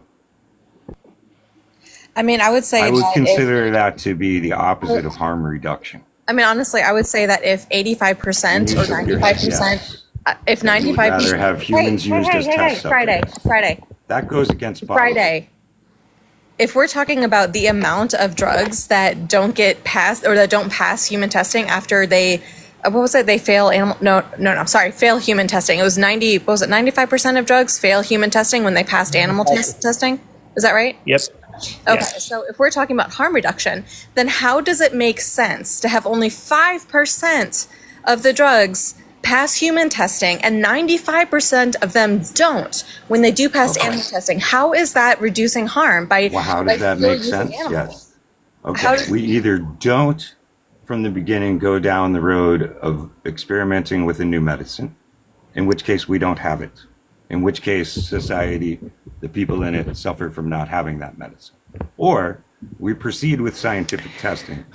And I suggest, ethically speaking, from a basis of harm reduction, that we don't jump directly to human test subjects. Why not? Instead, There are computer modeling, there are other sorts of things. because we don't know what these things will do. Oh, so it's okay That's to what cause an testing animal. medicine requires. So it's okay to is cause an testing it. animal hush. So it's okay to cause an animal unnecessary suffering, but it's immoral to do the same to a human?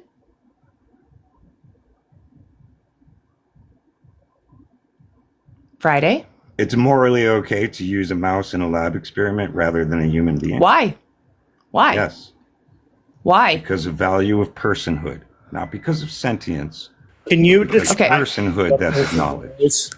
like what establishes personhood? This becomes a highly subjective matter. Do you consider dolphins to okay. be people? No. We just want your Would you opinion. Would you grant a 'cause dolphin invoking- personhood? You're invoking the term personhood and using that as a justification or a reason to not harm an individual. So I'm asking you, what's the specific criteria one needs to meet to achieve personhood? Okay. First of all, I wouldn't exactly say it the way you said. People with personhood they can be harmed. And sometimes I would say that we're would be talking done. about the Harm unnecessary reduction, you know? exploitation of others, right? So Okay, unnecessary exploitation. There we go. Okay. Yep. So I'm asking you, like, you're invoking this term personhood, trying to understand what specific criteria defines personhood, like a set of traits. Recognized as a person in society with the rights thereof. That's Often not an traits example that given that's is not if traits we that use the determine thought model personhood. as an example so you understand would be to refer to Superman. So in the comics, time of right? slavery, apparently it was okay then to have slaves. No, absolutely not. Oh, We you know just much said that, better though. now You just than said that. societies did of Right, long but ago. back then it was moral. Back then it was there moral. are You could still say back then. countries. I There are did still not countries say today that. where it happens, and it's still practiced widely. Yeah, and it's still very horrible to this very day. Yeah. So can you actually answer the question that I'm asking? What specific criteria? There's got to be some traits that humans have that award them the criteria of personhood that non-human animals might not have. No, I didn't say that animals wouldn't have personhood to some degree. No, okay. I'm not. The thing you're tell me- asking me to make the separation of, I'm not making. Personhood I'm- can be okay, granted so- to animals. Do you consider Okay, dolphins cool. to So- be a person? I do. No, I think we actually agree. You don't? Like, No. Okay, go ahead. I'm saying I actually agree that animals can and should be extended personhood because they experience reality. But that being the case, then, like, that presents a dilemma because we're saying a specific level of personhood, it's okay to exploit somebody else unnecessary. And I'm trying to figure out where that I line wouldn't is. say unnecessarily either. That We're was talking slipped about in before specifically- either. I was talking about like for medical testing in particular, and Yeah, I we're consider that talking I would about, label like, it necessary. specifically- Yes. Yeah, we're talking about specifically unnecessary. And when the results are as inconsistent as 95%, there's an argument of whether that's really necessary. And you have to remember, animal testing itself, animal testing and breeding animals for animal testing is also an industry. It's not just something that people, it's an industry that also lobbies for funding, right? So it's not like it's just There's incentives for these people to continue perpetuating a system, even if it's ineffective. Just like animal agriculture, it uses significantly more land. It causes significantly more death, but there is a lobby and there are subsidies to artificially reduce the cost, and there is a big-time propaganda machine that is out there to reduce the exposure to what actually happens, right? Mm-hmm. I know. There's a lot of animal abuse that occurs in today's society, especially, let's just put it right on capitalism. So why are you supporting it? I'm not. You asked, how do I morally justify using animals? Do you consume animals? On the animals? ethical basis of harm reduction, for example, in medical testing. Do you consume animals? Yes. Okay, so how do you justify that? Especially when we're talking about harm reduction. Do you mind explaining how animal consumption contributes to harm reduction? Well, I'm a meat eater. You see? Yeah, I'm asking you. Can you? And I don't hunt my own. So unfortunately, I do buy mine from the market, and I understand that the market is fueled on some level with animal cruelty and slaughterhouses and stuff. Friday, I think there's better ways than the way we do it nowadays. I'm not saying what we do nowadays is some kind of utopia of harm reduction. I think we could do better. Friday, with all due respect, I'm asking specific questions, and it seems like you're asking questions about things I'm not saying. You're invoking harm reduction. You invoked personhood. Yeah. These are all terms you're using, and I'm inquiring about. Well, okay. And I so I'm asking you. That. So I'm asking you if you're following the practice of harm reduction, how is consuming animal products logically consistent with harm reduction?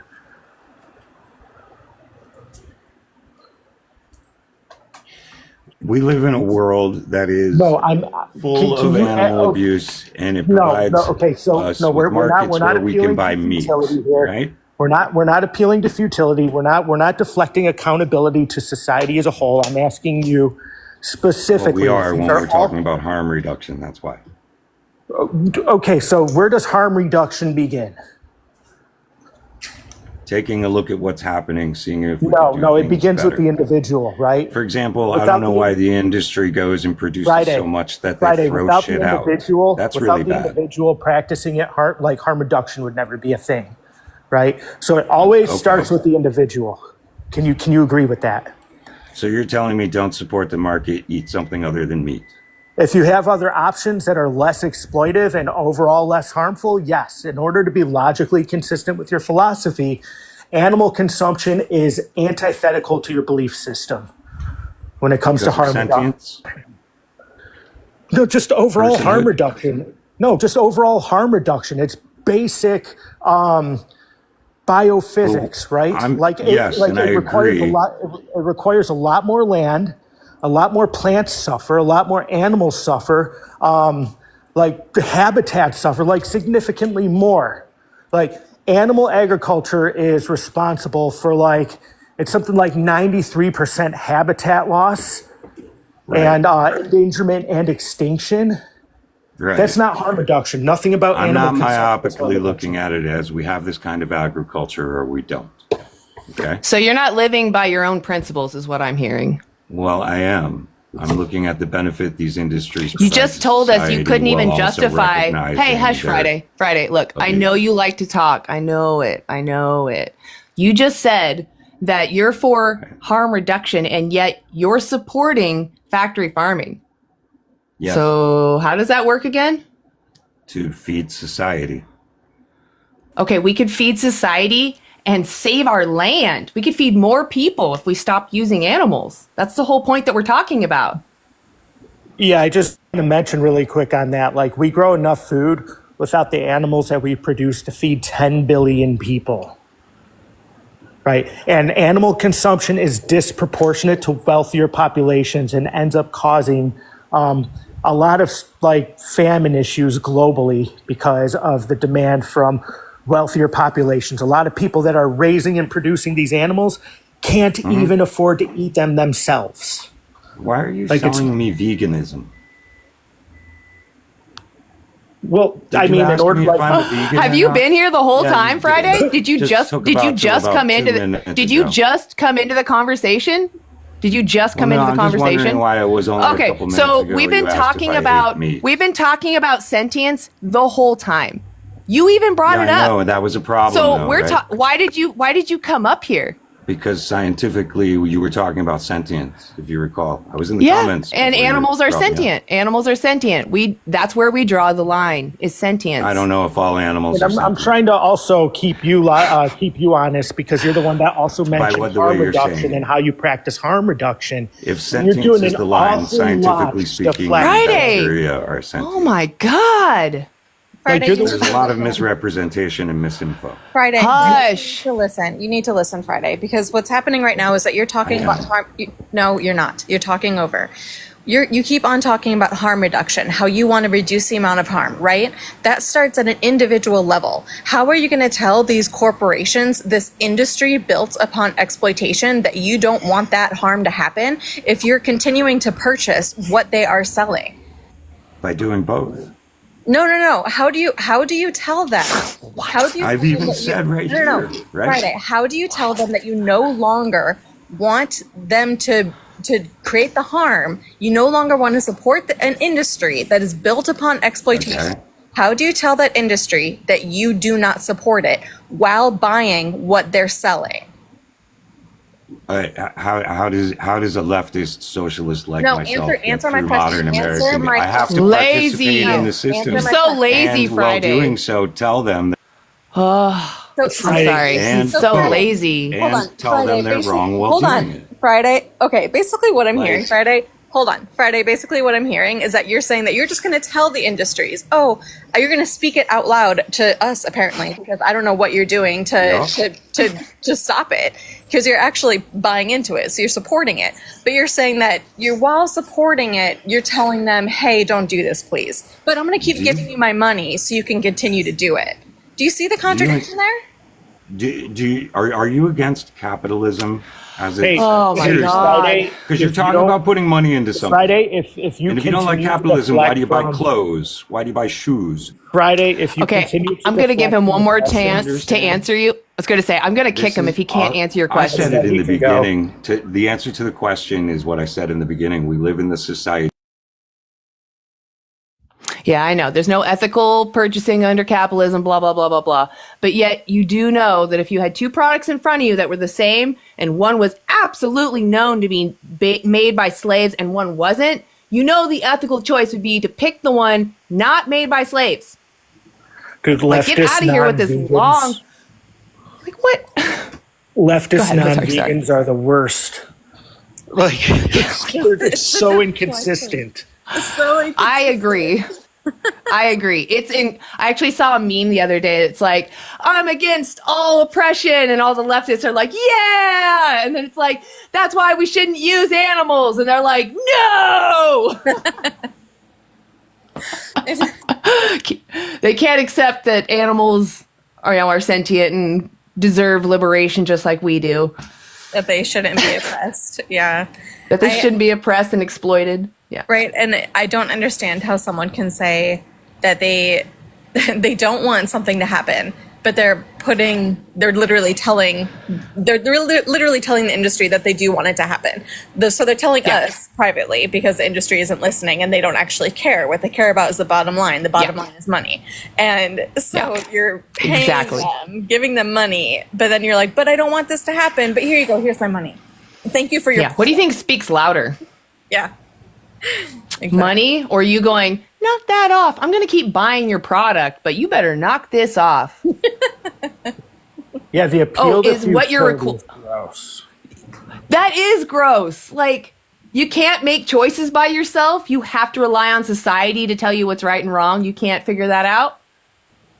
And if we look at societal changes, they all happened because individuals started standing up and saying that it wasn't okay.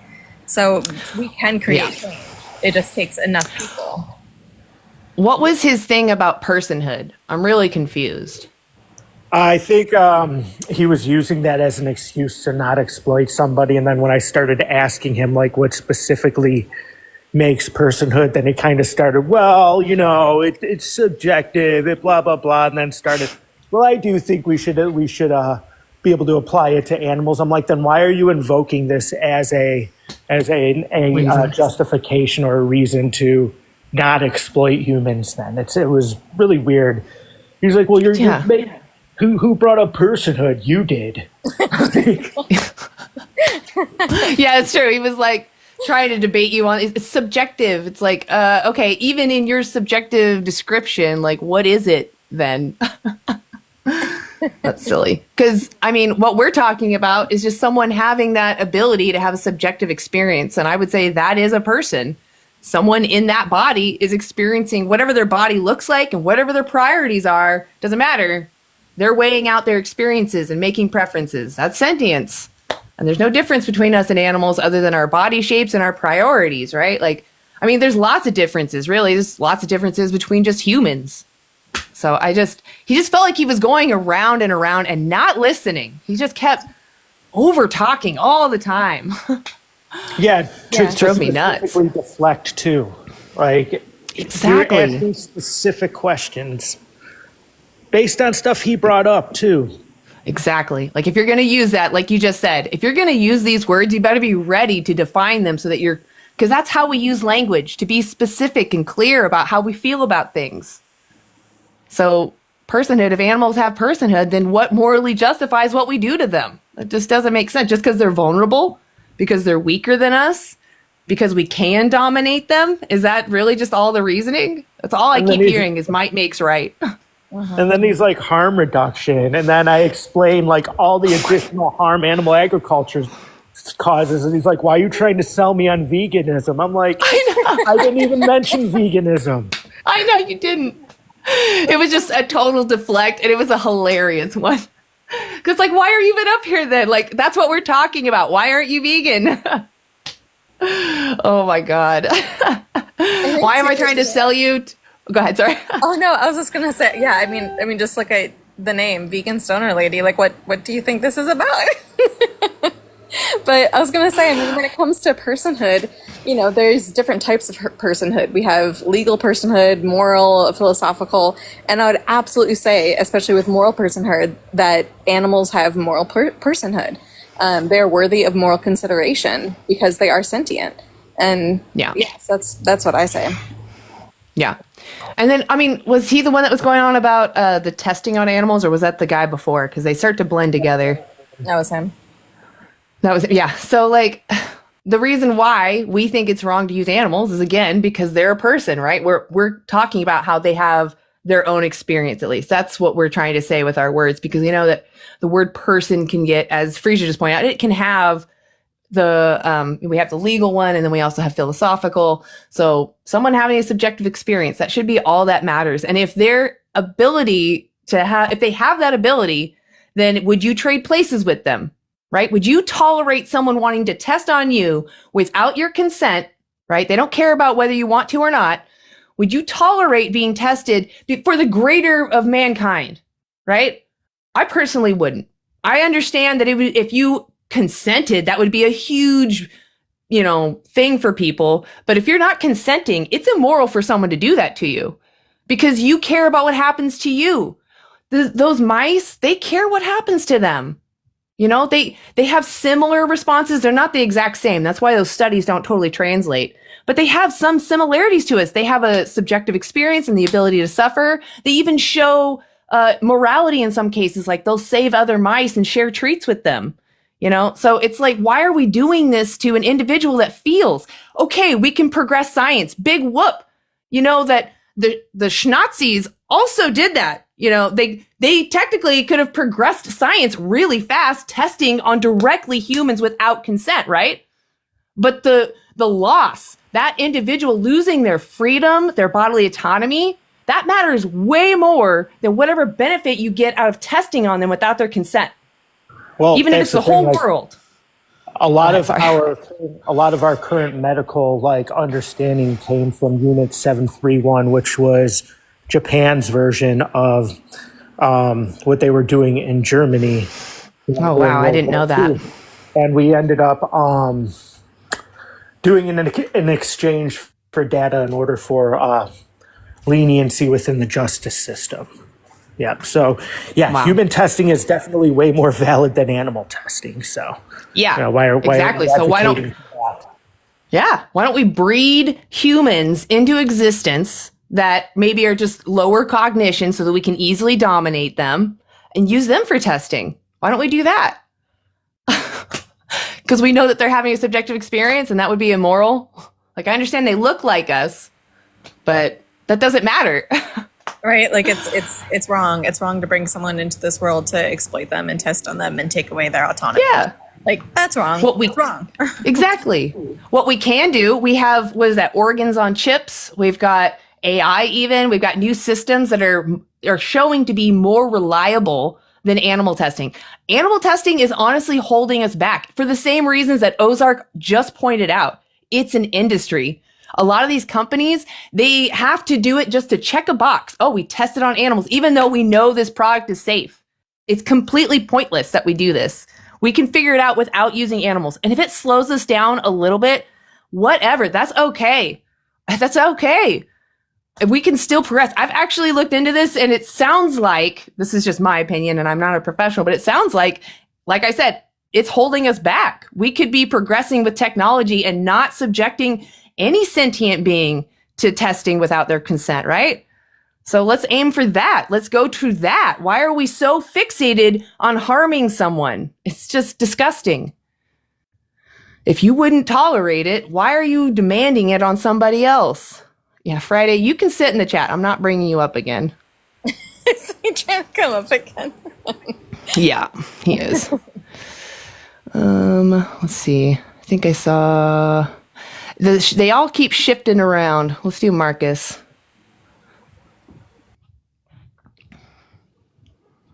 Hey, Marcus, are you over 18? Can you hear me? Yeah. Are you over 18? Yeah. Yeah, I'm 29. Okay. 96. So how do you morally justify using animals? Well, for me personally, I morally justify based off of biology specifically. We have teeth that are made for us to be omnivores. If you look as far back in time before we knew how anything, any technology, any of that nature, what did we eat? We've always eaten animals and plants. We ate human too. Generally, we would hunt animals. Yeah. Yes, there are instances of cannibalism, and there still are instances of cannibalism today. We wouldn't be here. If some of our ancestors hadn't done that. Uh-oh, yeah. I can hear an echo. Some tribes did, some tribes didn't. But at the same time, you have an echo. Using the minority as the example of the majority of what actually happened isn't a valid argument. You take one small group and a couple things that happened and say, oh, that's how everybody got here, right? That's not a fair argument to make, is so it? You're making the same argument. Oh, Marcus, can you please mute yourself when you're not talking? Can you mute yourself when you're not talking? It's just because there's an echo. That's okay. So just because you're saying that all of our ancestors definitely were eating animal products, that may or may not be true, right? We're finding that some groups of our ancestors were purely eating plants. And it doesn't really matter what our ancestors did, right? Like whether or not I have ancestors that did atrocious things, right? To get us to where we are today. It doesn't mean that that's moral, right? We can look at our history and go, hey, you know what? That wasn't right. That wasn't fair, and make change and do better. So if we know that animals can feel and that they don't want to be used, they prefer to be comfortable, just like us. And we know that we can get everything else that we need from other sources.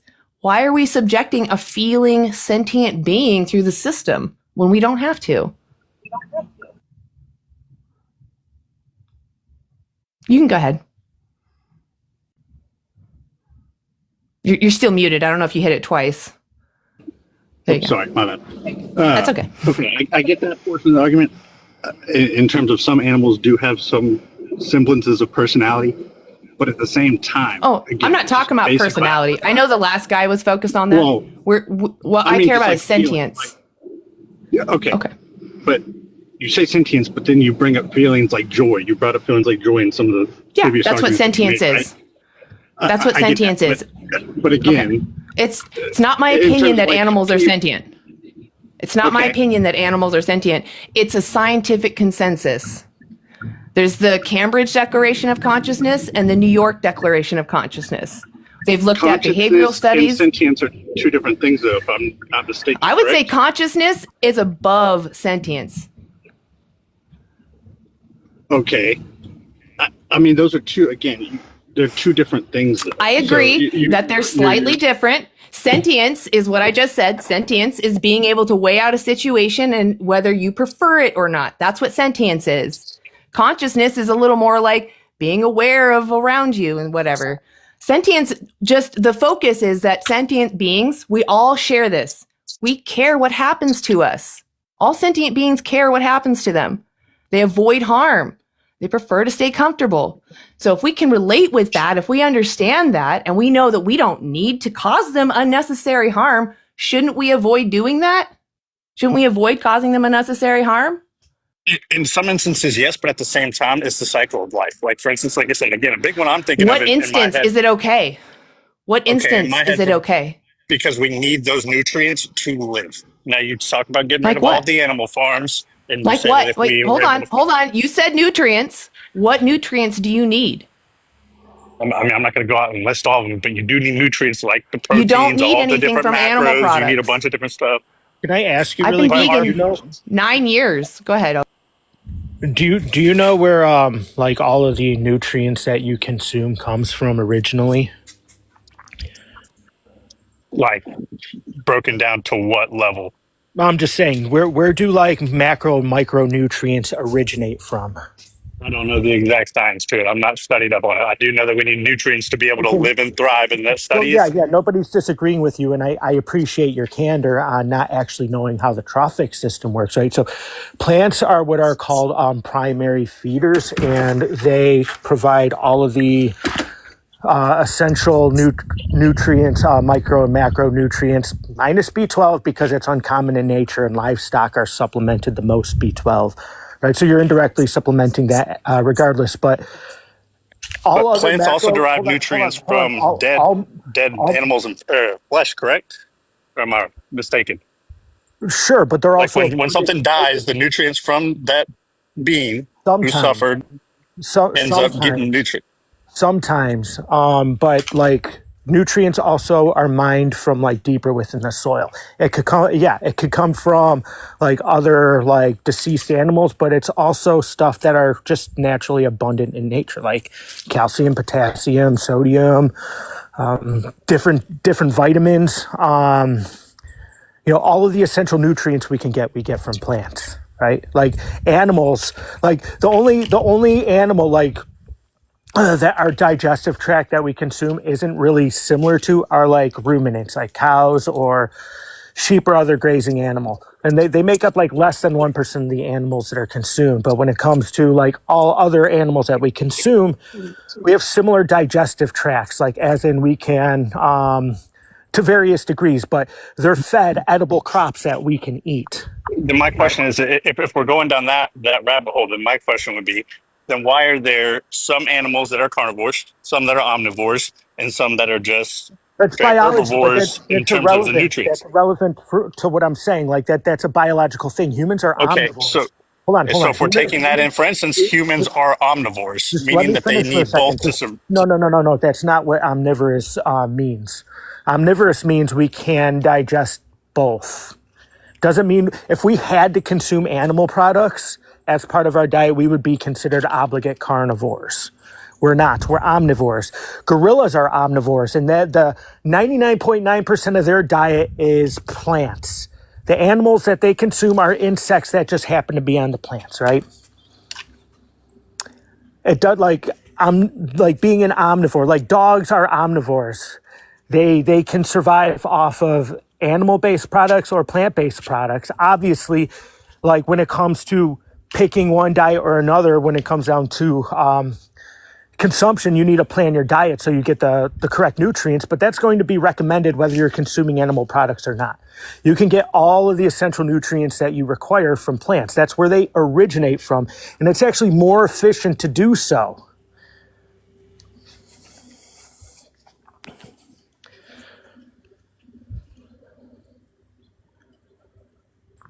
Marcus, you're muted. If you can't find the mute button, we can move on. Okay, good. No, sorry. I'm trying not to make an echo, and I keep forgetting to click it off. This is the first time I've been pulled up. But what I was going to say was, okay, that's definitely fair.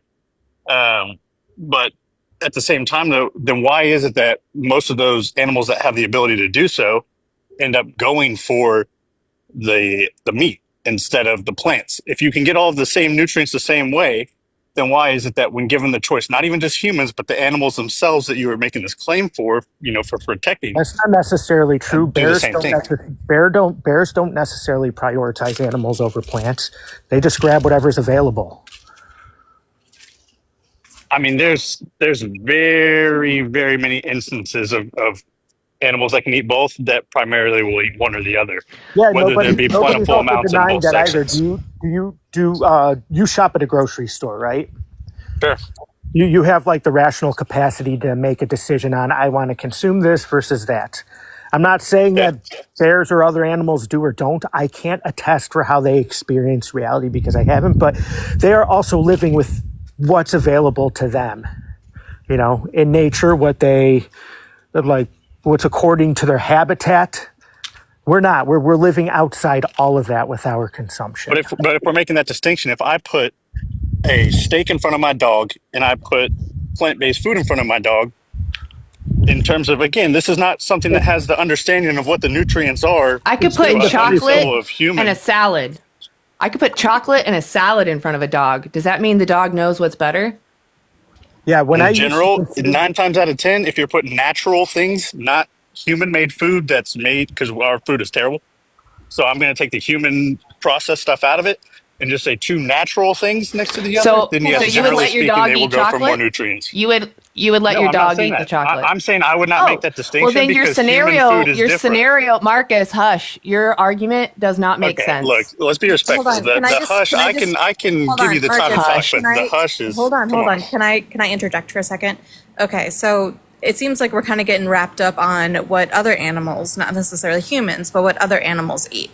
And what we're talking about is we're asking you, how do you morally justify using other animals? Like, how do you morally justify eating their flesh, taking their life, using them for clothing, entertainment, all these other purposes? We're asking you how do you justify that?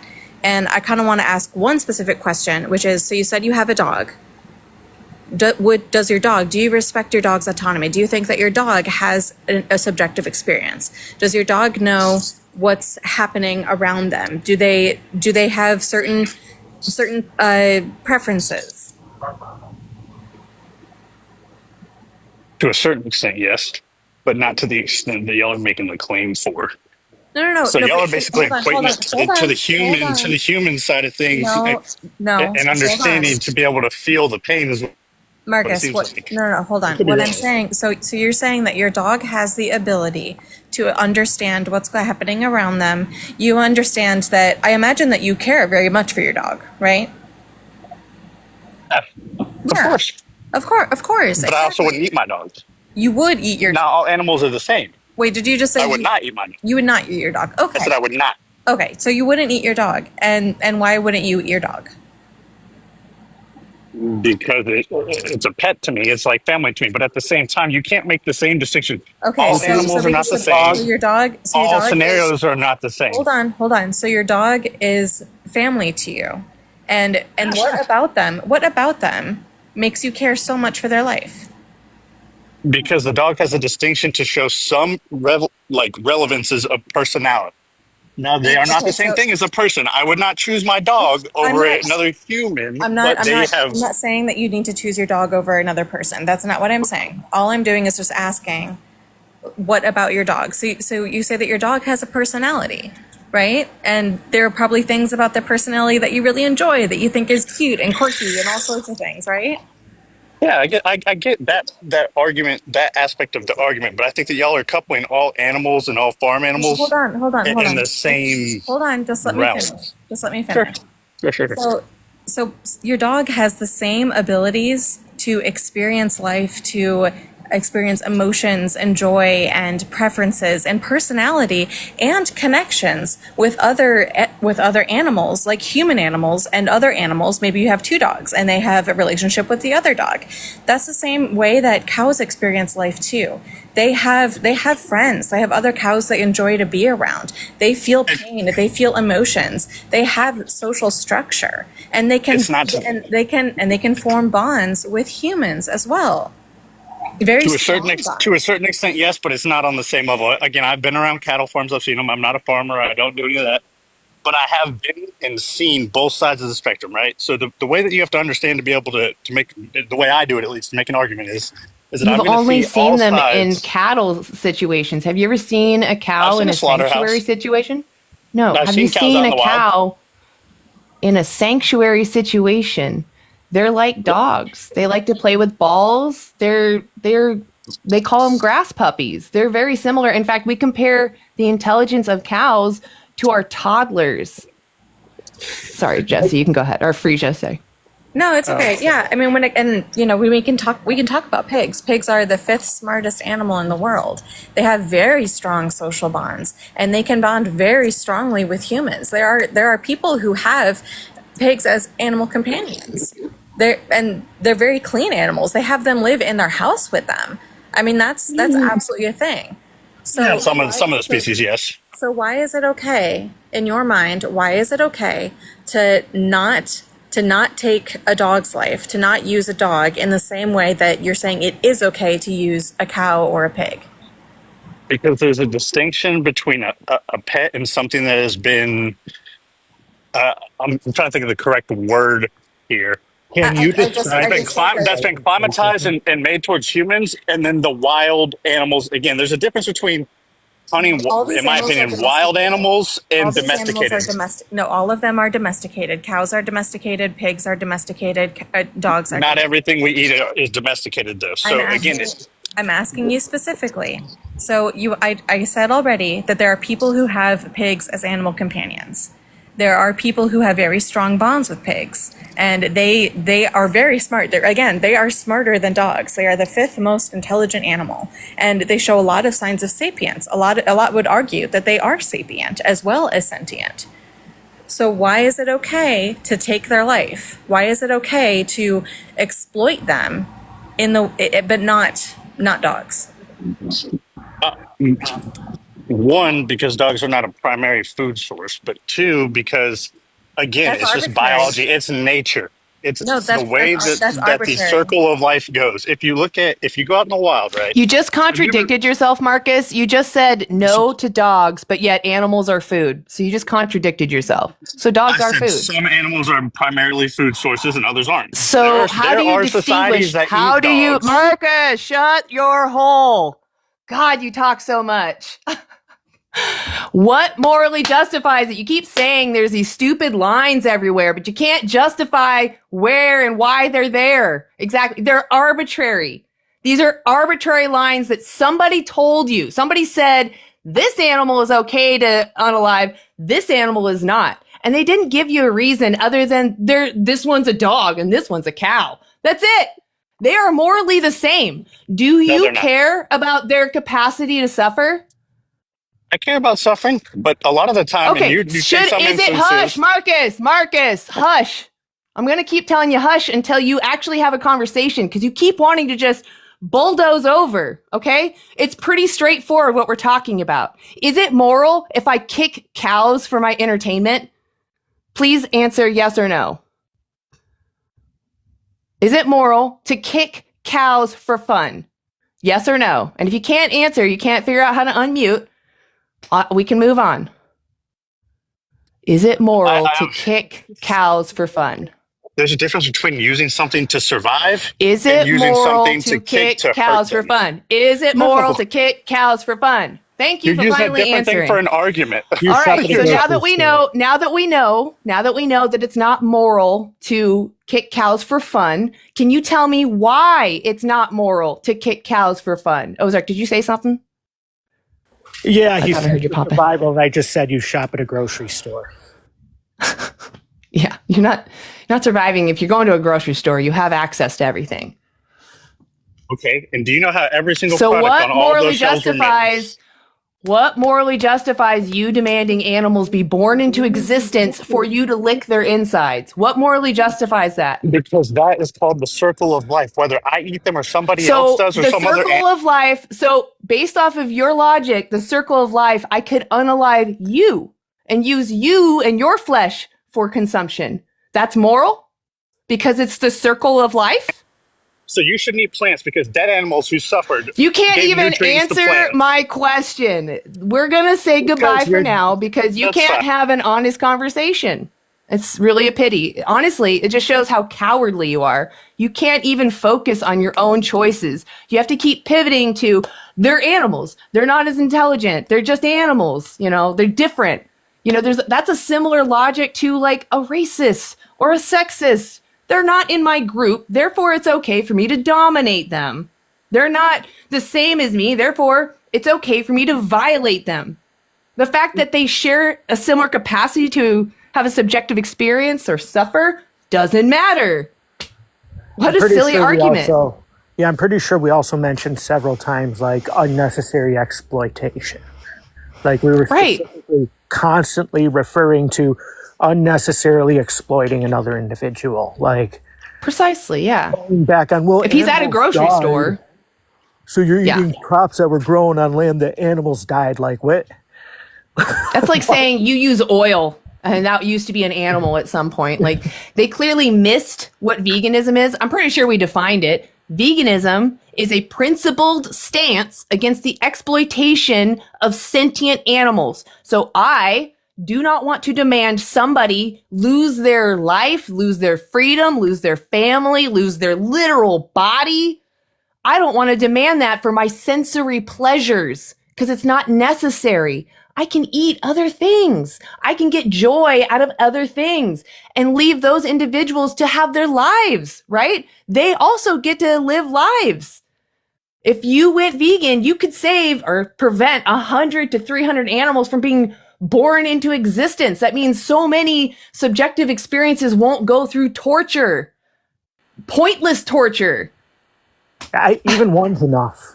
Like if you can stop one from happening, like that's enough. Even what it matters so much. Like I've brought this example up because I was like, you know, everyone values people that save dogs from the dog meat market. They're like, that person's a hero. They saved 1 or 2 dogs. Or if they even saved like 10 dogs, right? That person is a hero. Everyone rejoices. Imagine if you could save 100 to 300. That's 10 times to 30 times that. You could do it easily without having to go to another country and take someone home. You just do it by abstaining from demanding their oppression. It's not easy. Was he the one that kept saying that they're man's best friend, or was that a previous guest? Yeah, that was him. Oh, wait. I think so. I think it was him. Yeah, I think it was him. They honestly all blend together because I've said this before. They don't live rent-free in my mind, so it's kind of like I'm talking to the same person when I deal with buttholes. I feel like I'm just dealing with the same egotistical prick. So well, you hear the same argument consecutively, and it's like it's kind of hard to not conflate them. Yeah, I agree. Yeah. That's actually really what the problem is that they're usually using the same arguments, and then it's like, were you the one that made this other obscure excuse on the side? Yeah. Man's best friend. I mean, like, if you look at all the animals that we use are like the most docile, the most easily dominated. And then not only are they already like the most docile, we then bred out traits that made them resist us even more. Like if a animal was too resistant or rebellious, they either unalived them or, you know, that's what they did. They just unalived them. They did not procreate from that individual. They only did it with the individuals that were submissive, and they kept doing that. So that's why these animals don't really fight back. That and they get abused many of the time. Like even these really nice farms that people dream up in their head, it's like, do you understand that farming is hard and that people get tired and frustrated? And if you're raising an individual as a product, you're going to see them more as an object. And the only thing you care about is the end result. So if this individual is frustrating you and not letting you get through your day efficiently, do you think they're going to treat that individual well since they see them as an object, or are they going to mistreat them? And you're never going to see that. Like Joey Carbstrong and Tori, I can't remember how to pronounce her first name. Partridge, I think is her first. It's his partner. They both did this hard work of investigating in the UK, which is supposedly the most welfarist country there is. They have the highest welfare in the world. And this one farm who was given awards for being the most humane in the UK. Okay, so most humane country, most humane farm. Joey sat out there and watched them beat pigs with lead pipes that were too small. They let them just be there sick until they were completely immobile, and then they would beat them with a metal pole. A metal pole. That's horrible. That was the most humane farm. There's just no right way to do it. That's what that tells me. There's no right way to do it. No, there's there will always no right way to do the wrong thing. Yeah. Exactly. And the people that are raising those individuals as products will forever objectify those individuals. So it is inevitable that there will be abuse, period. It's just, that's how our brains work. Once you start practicing a mindset, that's just how it works. If we view them as sentient beings, commodifying them is immoral because we are sentient beings. We care what happens to us. I monologued again. I'm sorry, guys. I just get so frustrated. I'm like, how is this not clear? It is frustrating. It is frustrating. Yeah. Absolutely. Yeah. I mean, there's no right way. No. Oh my God. There's no right way to do the wrong thing. And exploitation, abuse is a symptom of exploitation. It's, and so we have to stop the exploitation. And when we start, and not just the abuse, because that's welfarism. And like you said, that farm in the UK, they had great welfare supposedly, but that's what they were doing. Yeah. They had awards. That means people came out on their farm and looked at stuff and were like, yeah, this is one of the most humane farms. Like, you couldn't see behind the curtain because they hide things from you. You can't know unless you're there, right? All the time. You're never going to know if they're actually being humane. And even in their definition of humane, because even if you steel man it, even if they were given the best life, it's like you're still enslaving someone, even if it's nice, and that's not fair. I personally don't care how nice you treat me. I don't want to be enslaved. Like Mad Max. Think of Mad Max when they have all those ladies that are, they're taken care of. They're made sure to be given water and food so that they can make babies, right? You could argue that they lived way better than the rest of that population, but they were slaves. They didn't want to be there. They wanted to escape. So we know that it doesn't matter how nice you treat someone, we wouldn't tolerate being enslaved. Why do you think they tolerate it? Why do you think they want that? They don't. Exactly. And at the end of the day, it's their body is being cut up for people to purchase and eat. So there's no terrible there's no way to get a piece of someone's body without taking their life. Like, that's just exactly. And no one wants to have part of their body taken off just for someone else to eat it. I mean, no.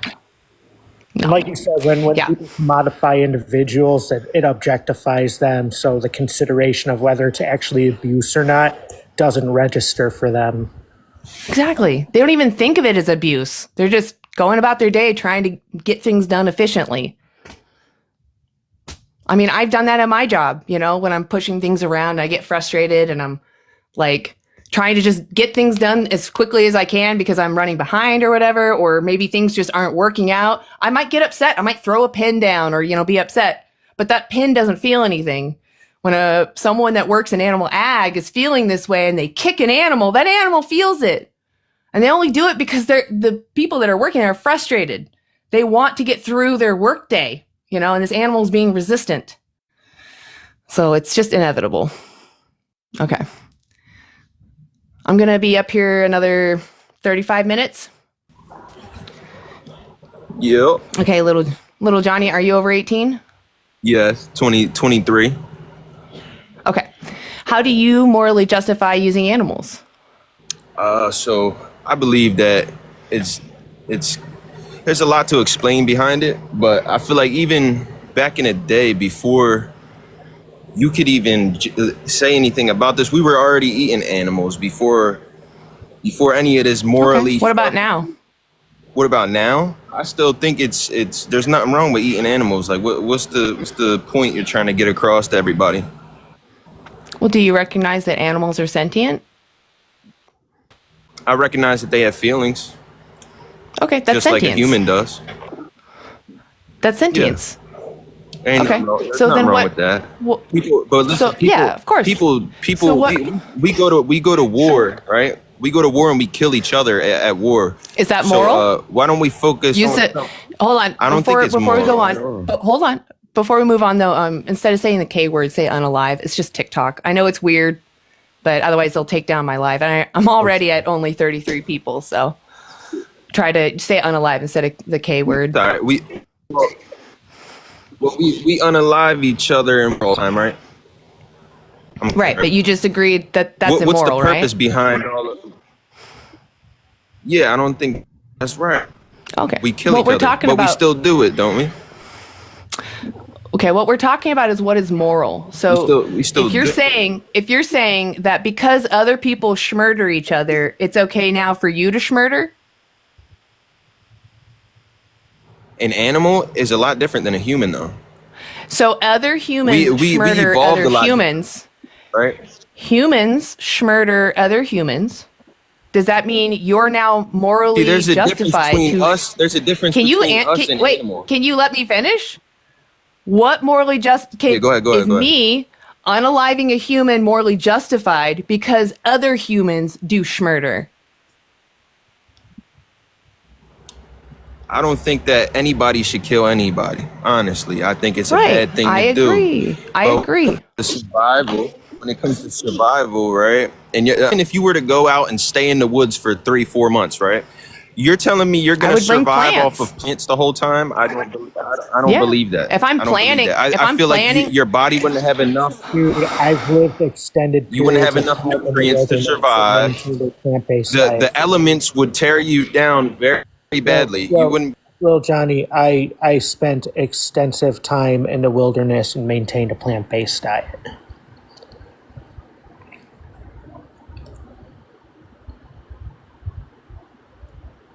You're muted. You said you went in the woods and maintained a plant-based diet? Yeah, I'm assuming that you're times in the wilderness, and I packed everything I needed every time. It's possible. If you're talking about a true survival situation, like your plane crashes in the wilderness, that's a different story, and that's not what we're arguing here. Like, do you understand the difference between my point is, I know you guys are the people that are mad that we have a bunch of animals in a factory and they're all stuck in a factory. I understand why you're mad at that. Let me just follow up with your point here really quick, because like you're throwing out these scenarios and I want to make sure that they get addressed. You know, we don't want to go off topic every time you bring something up. Like, you brought them up, so we need to address them. You understand the difference between desire versus necessity, right? Yeah, of course.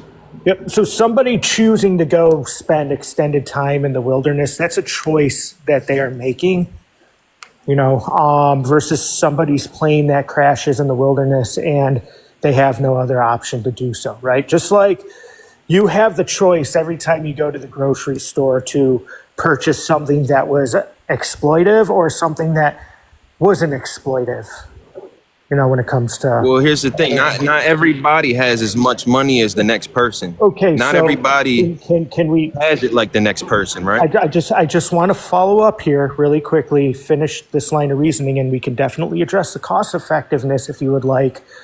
But you can agree that if somebody has a choice, let's remove finances aside for a second. Let's say everything's financially neutral. Somebody shops at a grocery store, they have the options. Do you think they should consider buying the less exploitive product?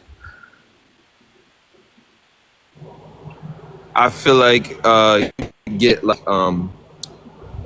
a yes or no question. I feel like you should go for your food. You should for your food is what I believe. You should be a man about it. You should pray. Once you kill an animal, you should pray to send it off to you should pray to send it off to its next life.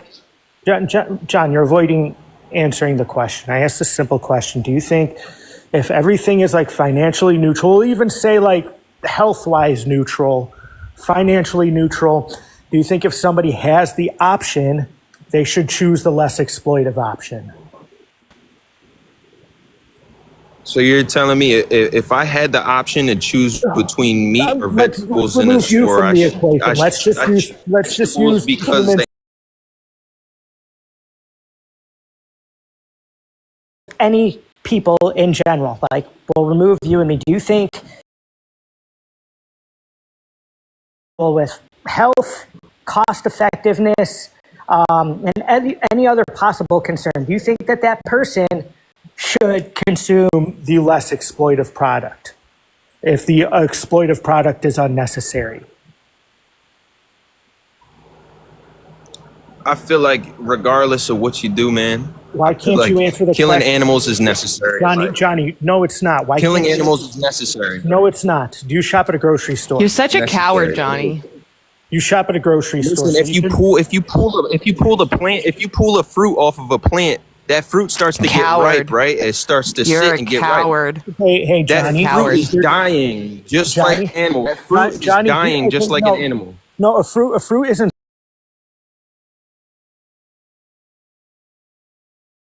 Other like assistance from anything else in nature to help spread their seeds, right? They became appealing for animals to consume, so those animals digest those fruits and go and poop out their seeds and spread them elsewhere. Taking a fruit is not the same thing as slitting a throat, dude. If you really believe that, then there's something fundamentally wrong. But that's why that's why there's regulations. Listen to me. That's why there's regulations, man. We don't just go out and slaughter everything. That's not what happens. Gassing and slitting throats. We don't go out. Right? We don't go out and slaughter everything, bro. You know how many? Listen, this is how it is. There's regulations set on these things.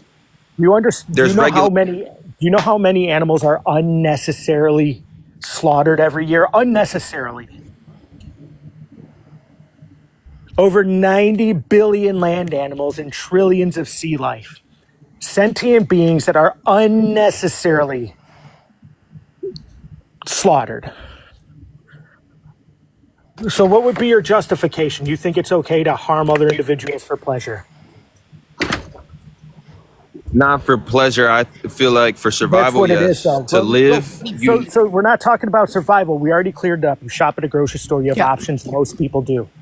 Right. So what's the so that's exactly what they're doing. They're consuming animals because they get pleasure from it. They enjoy the taste of a burger or a pork chop or whatever it might be. Right. They're not doing it because they need to. And plant-based diets have been. Well, that explains why you guys are all pissed off. No, plant-based diets have also been demonstrated to be 19 to 33% less expensive for the same nutrition you would get from an animal-inclusive diet. Yep. And it comes with significantly less risk factors when it comes to preventable illnesses like type 2 diabetes, coronary heart disease, colorectal cancer, erectile dysfunction, hormonal disorders, like across the board, and all-cause mortality, right? So everybody is doing it for pleasure, right? It's for pleasure. So how do you justify exploiting somebody else for pleasure? You're telling me when you pick a plant off a tree or any type of plant, when you pick a vegetable or something, it's not for your pleasure to eat it and taste it and be like, oh, you understand this is good, right? Do you understand the difference? It's not the same versus necessity. That's a false. How is it not the same? It's a you false. Understand it's a living creature. It's a living thing. It still has feelings like an animal does. You understand the difference? So what's the difference? Desire versus necessity.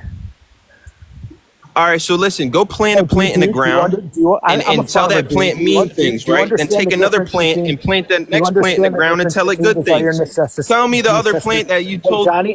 Johnny, do you understand the difference between desire and necessity? Just answer the question, yes or no, and I'll follow up with the rest of it, I promise. You're on mute, pal. I just wanted to ask the question to make sure we understand the difference, right? So you understand the difference between desire versus necessity, yes or no? Yeah, I know you need one thing and then the other thing you desire. I understand. So do humans need to eat? Yes, humans need to eat. Okay, so if we grow enough food to feed 10 billion people without the animals we produce to feed the population, right?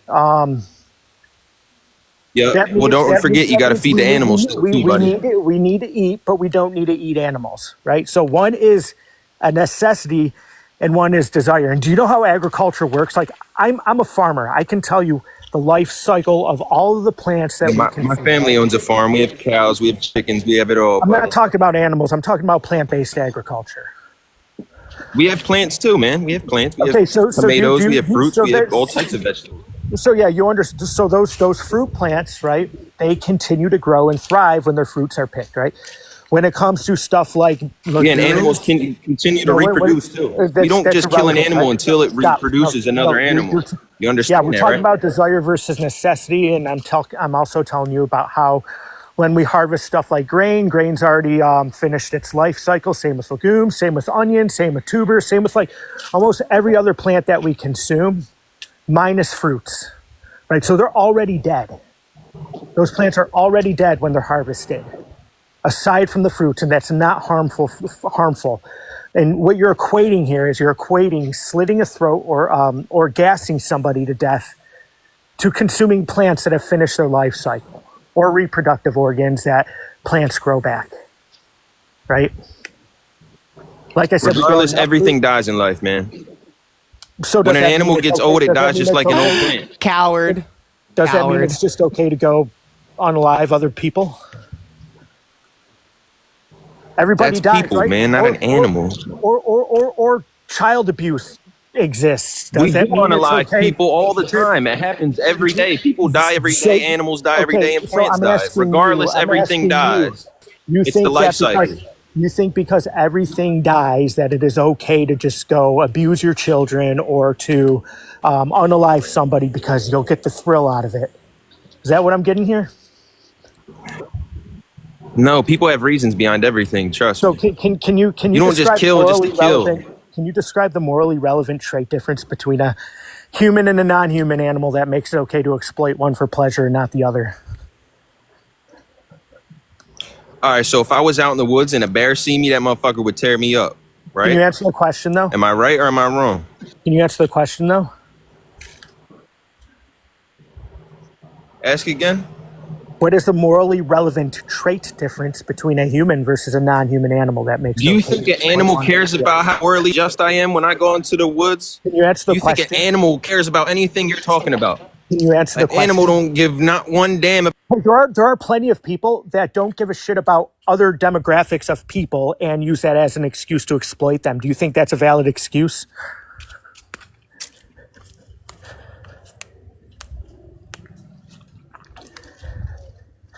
If anybody else wants to chime in, please feel free to. I don't want to eat up all of your time. No, honestly, I'm kind of done with him. He's not logically consistent, and he's honestly just kind of going around in circles. He keeps shifting the goalpost, and he can't answer any questions because he knows that he'll have to make changes in his life, and that sounds scary. So he's just constantly shifting the goalpost. I'm not really interested in talking to him.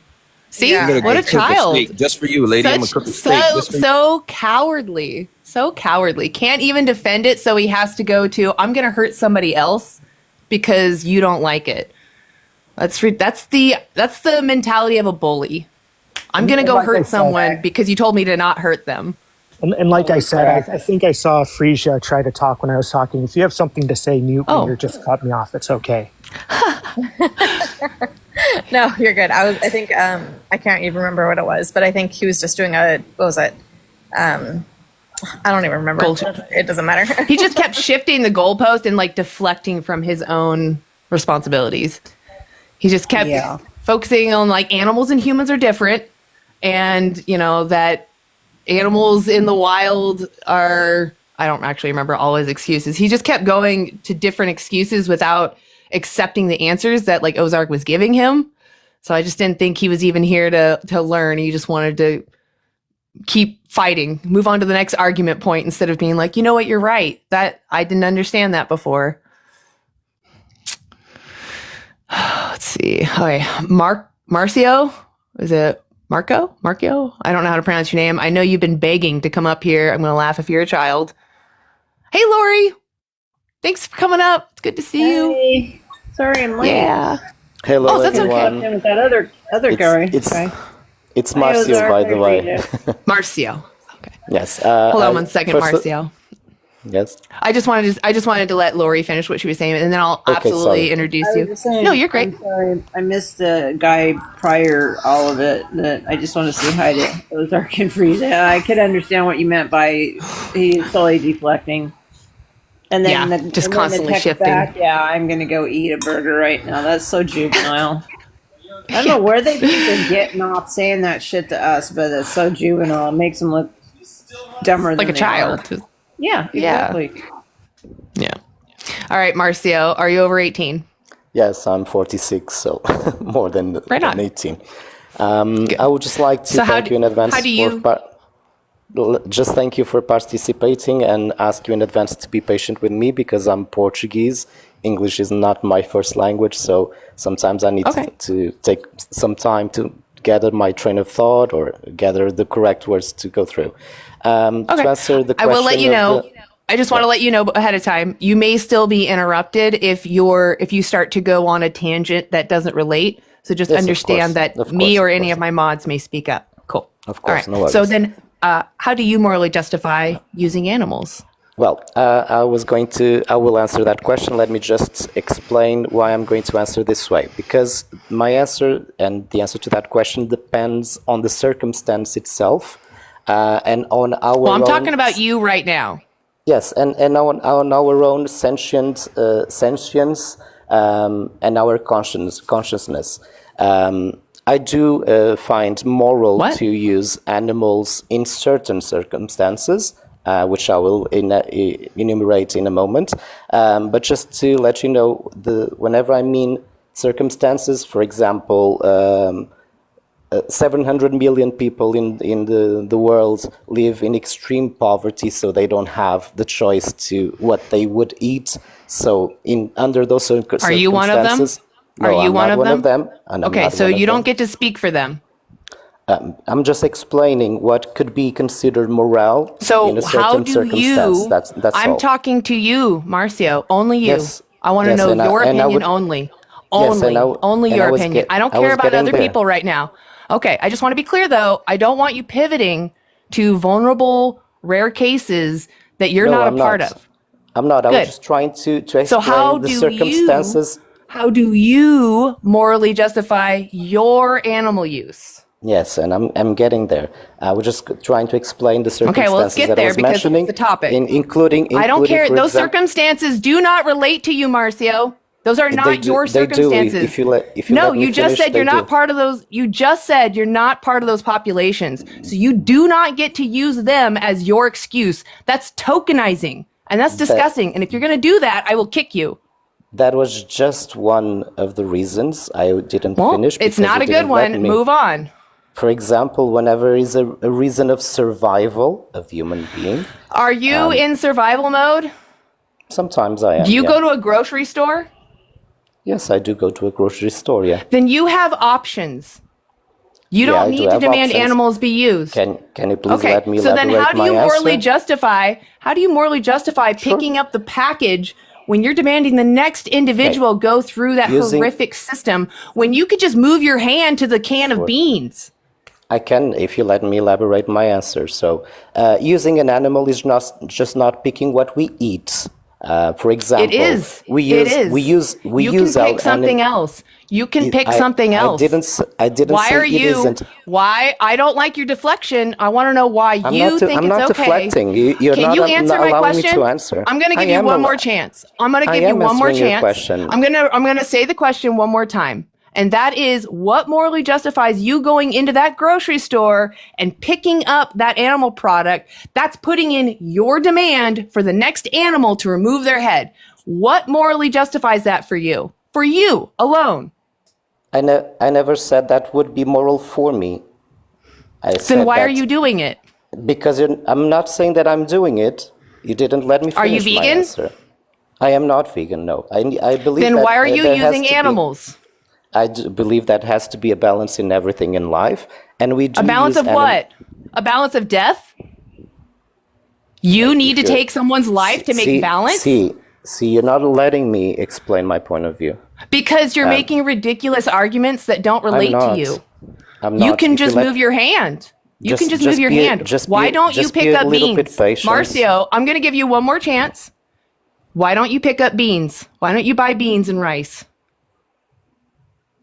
Can you please be patient and let me finish my answer? No, we're going to move on because you're crying right now. So you can go lick your wounds and then come back when you feel like you actually want to take responsibility for your decisions. Because I'm not going to sit here and babysit you. Okay? You're like going on about examples that are not you.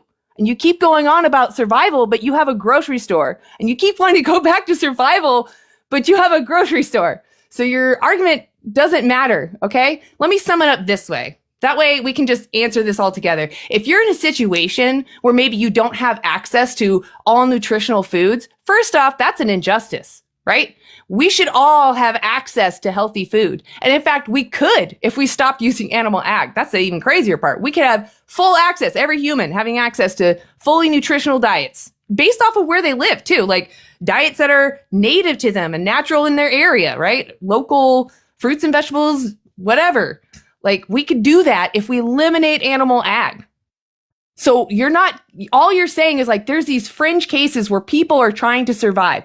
Yeah, that's true. You could still be vegan in that situation though, because you would see that animal as if you could be that animal, right? You would treat that individual as you would want to be treated. And if you felt that you were about to pass away and that was the only way to survive, it's understandable that you might take someone's life to survive. Is it morally justified then to come out of a survival situation and say, I demand that babies be cut open so that I can eat baby bacon because I had to survive one time eating babies?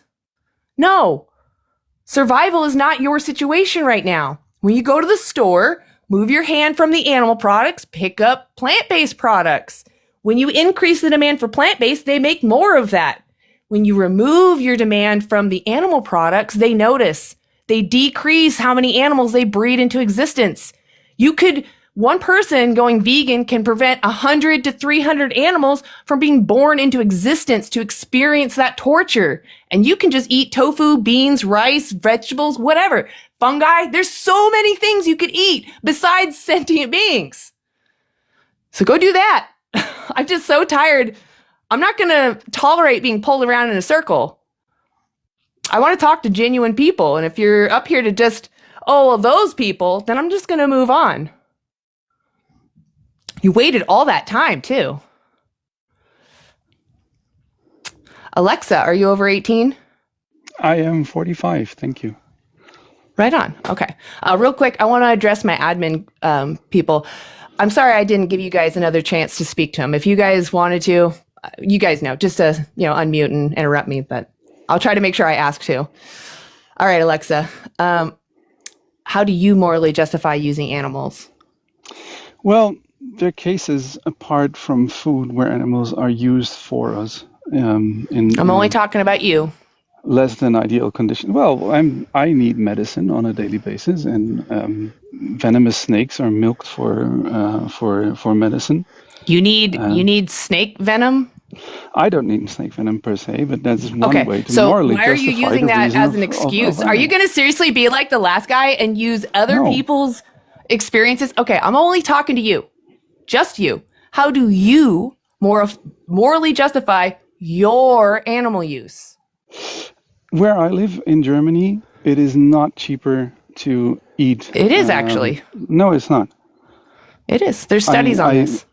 Yeah, could be that in the US this is the case, but in Germany, all Western countries.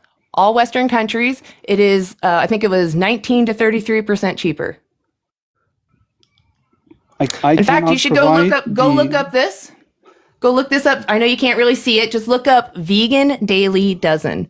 And it's an easy checklist to get a whole food plant-based diet. I guarantee it's cheaper and healthier. It can hardly be cheaper because the Alexa, if you're not going to agree with science, I'm just going to move on. Okay? I've already established that a vegan diet is actually cheaper. Is this really what's keeping you from being vegan? Because it doesn't sound like it.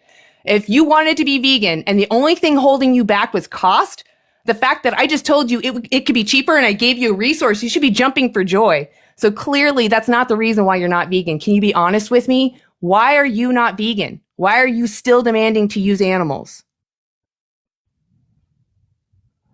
It's absolutely Give me more your honest expensive answer. for me to be eating a wholly plant-based diet. Okay, you have a great day, Alexa. I don't really talk to people that are just talking to themselves. So I didn't ask you guys again. I'm sorry. That's okay. You handled it. Yeah, no, I think a lot of times people will say, that it's too expensive to eat a plant-based diet.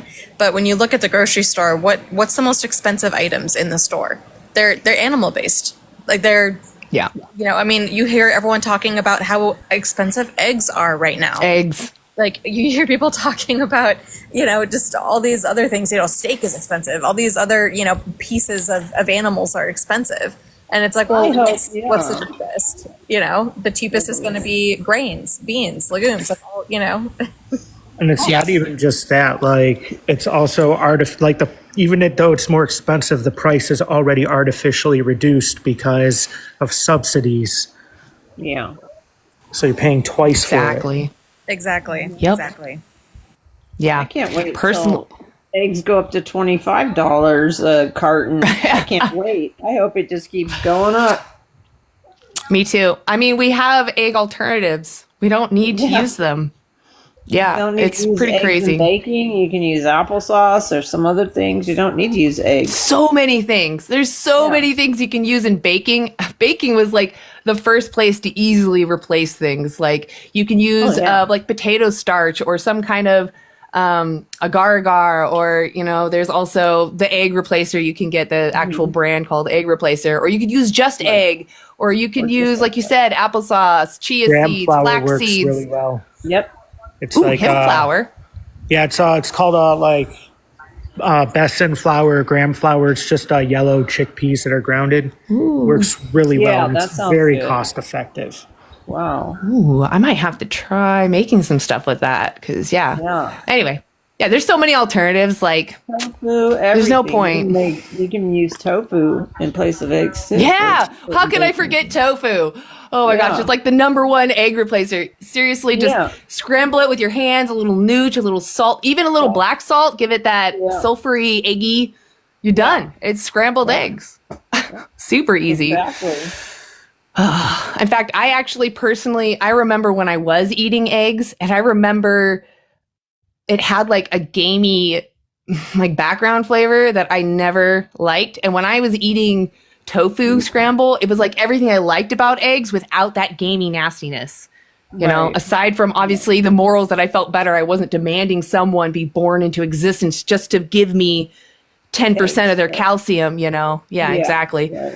So that part mattered more, but I definitely appreciated that I didn't, because how people have issues with like textures and flavors. Eggs were one of my texture flavor things that I struggled with anyway. So when I had switched, I was like, oh my God, everything is so much better. You don't get shells in your eggs. You don't, and then I honestly, even if it was good. Yeah, I mean, but tofu, you can use any kind of flavoring with it. It takes on that. Exactly. Stuff. Exactly. So versatile. All right. Should we take on one more? Yeah, let's see. Do we even have one more? Let's see. We got Doug. This is going to be our last guest. Hey, Doug. Are you over 18? Sorry, that's my dog barking. Yeah, that's okay. I'm over 18. I'm probably the same age as the last two people. Right on. I do appreciate talking to adults. Children typically are a little harder to talk to sometimes, so I do appreciate talking to adults. How do you morally justify using animals? Well, this is not for everyone, but I live in Scotland. And in Scotland, we have an overdeer population. So, as a byproduct of protecting before trees, we move on, I just want to make sure. So this is why you use animals, is because there's a deer overpopulation? Like, do you eat cows, chickens, and pigs? I eat mostly venison. So do you eat any other animals, though? I do, because obviously venison on its own gets a bit boring. So you don't actually care? Because first of all, there's two parts to this. If you're still if you're hunting and still eating animals that we farm, I'm not hunting the deer. I'm just buying the so you're demanding someone be shot in their home. You're demanding someone be pew-pewed in their home. The deer are basically, because they've got no natural predators anymore, there are so many. Yeah, why do they not? Overpopulated. And why do they not have natural predators anymore? Predators, yeah, like wolves. In Scotland, we killed everything because we killed all the lynx years ago. Kind of like, so they For have what? no. Well, you can if we released lynx in Scotland, they would actually chase the herds around, and instead of being like locusts and eating all the new trees. So basically, we're having the problem with. Sorry, are you talking? I'm just saying. Yeah, Lori's trying to say something. You can bring those natural predators back if that's what they truly wanted to do over there. They could bring them back. I agree. I think they should bring back the lynx, but they're not going to because people use the woods and outdoor for recreation. This does not justify you using animals. This doesn't justify you using animals. Well, it does because it's a byproduct. So we have to cull. If you actually cared about the animals, Doug, you're not the first to bring up overpopulation. In fact, we've already talked about it many times on this live. So if you actually cared about the animals and their subjective experiences, you wouldn't jump to pew-pewing them. You would look for other ways to manage their population, but you don't, right? You jump to the gun because first off, your government encourages you to. So that sounds like, oh yeah, I've got the go ahead to do it. And then on top of that, you benefit from exploiting these individuals. So you're demeaning what they're experiencing so that you can benefit from it, right? You're saying, oh, there's such a problem, but I don't see you advocating to pew-pew humans that are overpopulating, right? I don't hear you saying that we should take out the worst of the worst by, pew-pewing them. It's only animals. So why is it okay to go out into the forest, pew-pew a deer, but it's not okay to go out and pew-pew a human that's causing way more destruction from overpopulation? Exactly. That doesn't make sense to me. Is that hello? So is it moral to pew-pew humans for overpopulation? No. Why? Because we're part of the humans. But what I'm saying is the deer But why don't we pew-pew them? Why don't we pew-pew them? Who, humans? Yeah. Because it wouldn't be acceptable. Why not? Because why is it not acceptable? There's a reason why. Don't just say because. Because they are human and they're sentient. Sentient. Yeah, sentient. Doesn't matter if they're human, they're sentient. They're having an experience and they have the capacity to suffer. Right? That's what we care about.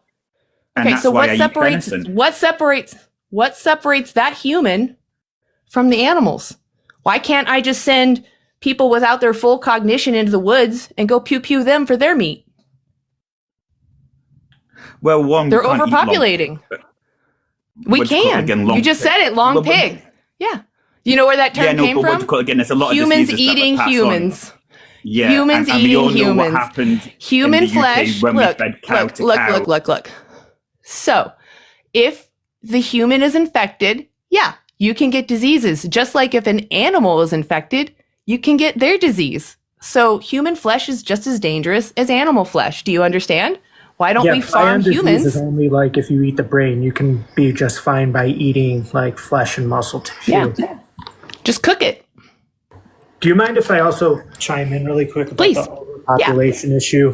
Please. So you're using this as an issue. Well, I am taking the life of potentially overpopulating deer. Do you know the current biomass of domestic versus non-domestic mammals? I have no idea. 96% to 4%. That 4% belonging to wild mammal population, and that number is actively decreasing. In fact, when it comes to deer alone, that population is on a steady decline as well. There's not really an overabundance or overpopulation. Where in the world is that? Sorry. Or is that all over? All over the world. All over, like just statistically, all over. It doesn't matter. Like the total population of every mammal is 96% humans and domestic animals, right? So, and that number of wild mammals is consistently decreasing. So but we have to think about each and every one of the planet's ecosystems. No. We need to consider overpopulation because this is an issue that you brought about. Yeah, and it I'm is. demonstrating Deer are that. overpopulated. Unless you can find a way to wouldn't it tackle them and logically ship them out somewhere else. Wouldn't the logical solution be to hunt people that consume animals because they're contributing to the decline of other natural ecosystems and populations? I mean, I watched the Marvel movies. When Thanos clipped his fingers, I didn't think he was a bad guy. Can you answer the question, please? What was that? I asked if you can answer the question, please. I don't know. He just kind of said he doesn't believe in human rights. Oh, you don't? I missed that. I do believe in human rights. Well, he just said that he agrees with Thanos' snap. Oh. That's against human rights. So it was indiscriminate, wasn't it? And it was half the population. Like an ethical action if somebody could just snap their fingers and eliminate all of the people that consume animals because they're contributing to a massive amount of extinction and habitat loss. That would be like the ethical solution. Not really. Why not? Right, because you're singling out one particular trait. Isn't that what you're kind of doing here? You're saying that deer are potentially overpopulating. You're singling out. No, not potentially. They are. No, they aren't. They are. Maybe in America because of your standards. They were overpopulating. And deer wasting a disease now, which is a terrible thing. Diseases spread. Disease is prevalent among humans as well. It is. Yep. But I wouldn't eat venison from America. Let's put it that way. I am happy to eat venison from the UK. Yeah, so are all of the deer starving in the UK? Because if overpopulation was an issue, there wouldn't really be any healthy deer that you could pick off and consume meat from because there'd be famine and a lot more disease. The thing is, what you call it again, over lockdown. Can you answer the question, please? Over lockdown, they exploded in population and we had lots of skinny deers out on the hills. It's actually a thing. It's actually a major thing. The actual eating. So you're picking off the healthy ones then. No, and you're perpetuating the issue with it's a byproduct deer. of protecting the population. Oh, by byproduct picking is off just going to go in the waste because you're not hunting unhealthy animals. Sorry, go ahead. To Ozark, no, I was just going to add to your point was just that everyone goes hunting has that point system and they look for the biggest animal they can. So you're being ridiculous that you don't pick the healthiest, biggest one you find. Why don't they use you're being birth silly. control over there? Why don't they use birth? They're so concerned about the animals being overpopulated instead of going out and killing them. And then whatever wild animals you do still have in Scotland, which by the way is like my a place that I want to visit badly, but it's so green. How can these animals be starving when like you're one of the greenest country? But obviously, we've got towns and we've got cities, and where the deer are located, and because we've got no natural predators, they're not moving. Are you consuming deer with wasting disease? I don't know. We don't have it in the UK. Okay, luckily. So that's not an issue. So are you consuming? Are you actively hunting like smaller, weaker deer that don't have like an abundance of meat on them? Well, I'm not a stalker, so I don't know. I just get. Wouldn't it logic like let's just say that like ending the life of somebody was justifiable because of an overpopulation issue? Wouldn't the logical thing to be to kind of take out the weaker ones so the healthy ones can survive and build the community? Because that's not what any hunter's doing. Like Anna said, it's a point system. It's not happening, and that's an extremely disingenuous take. And then it goes back to if overpopulation is a thing, why aren't we like eliminating humans that are causing way worse harm to the environment, way worse harm to natural habitats? Why aren't we taking care of that? Well, that wasn't the question. You were asking how I morally justify using animals, and you got on a right tangent here. Well, yeah. I mean, humans are animals, are they not? We are.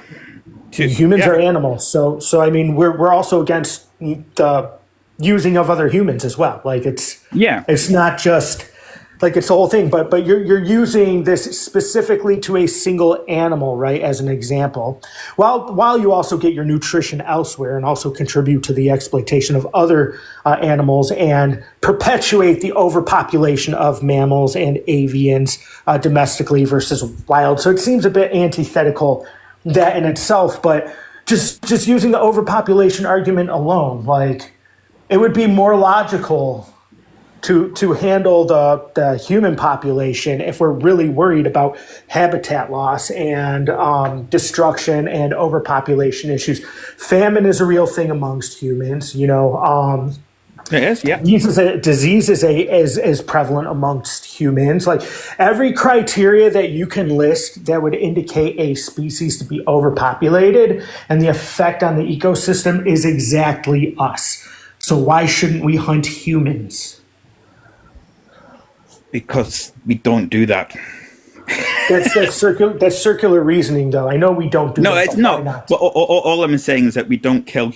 We shouldn't be killing other humans. People do. Well, why shouldn't they? What's the morally relevant trait difference that makes it okay to do that to a deer and not a human when, by all intents and purposes, humans fit exactly the criteria of the issue you're expressing? Not really, because humans, we have the ability to create. We have the ability to think. Animals obviously think, but it's more instinct. We have the ability to create art. We have the ability to leave our mark on the world. So we have the ability. Animals to do create all art. Things and we could just burn our planet alive without any repercussion. But say because other animals can't do that, then we should end their lives. I'm not saying that. All I'm saying it's what you just said. No, I'm just saying why we shouldn't shoot humans. The reason So what about the humans that aren't capable of those things? Like say human that's not artistic. No, because again, they are still humans, and then we care for our. So it's not really these traits; it's that they're humans. Yeah. Okay, so are you familiar with the term speciesism? Well, I'm presuming it's going to be very similar to very racism. But so speciesism is the unfounded assumption of superiority that leads to the exploitation of non-human animals.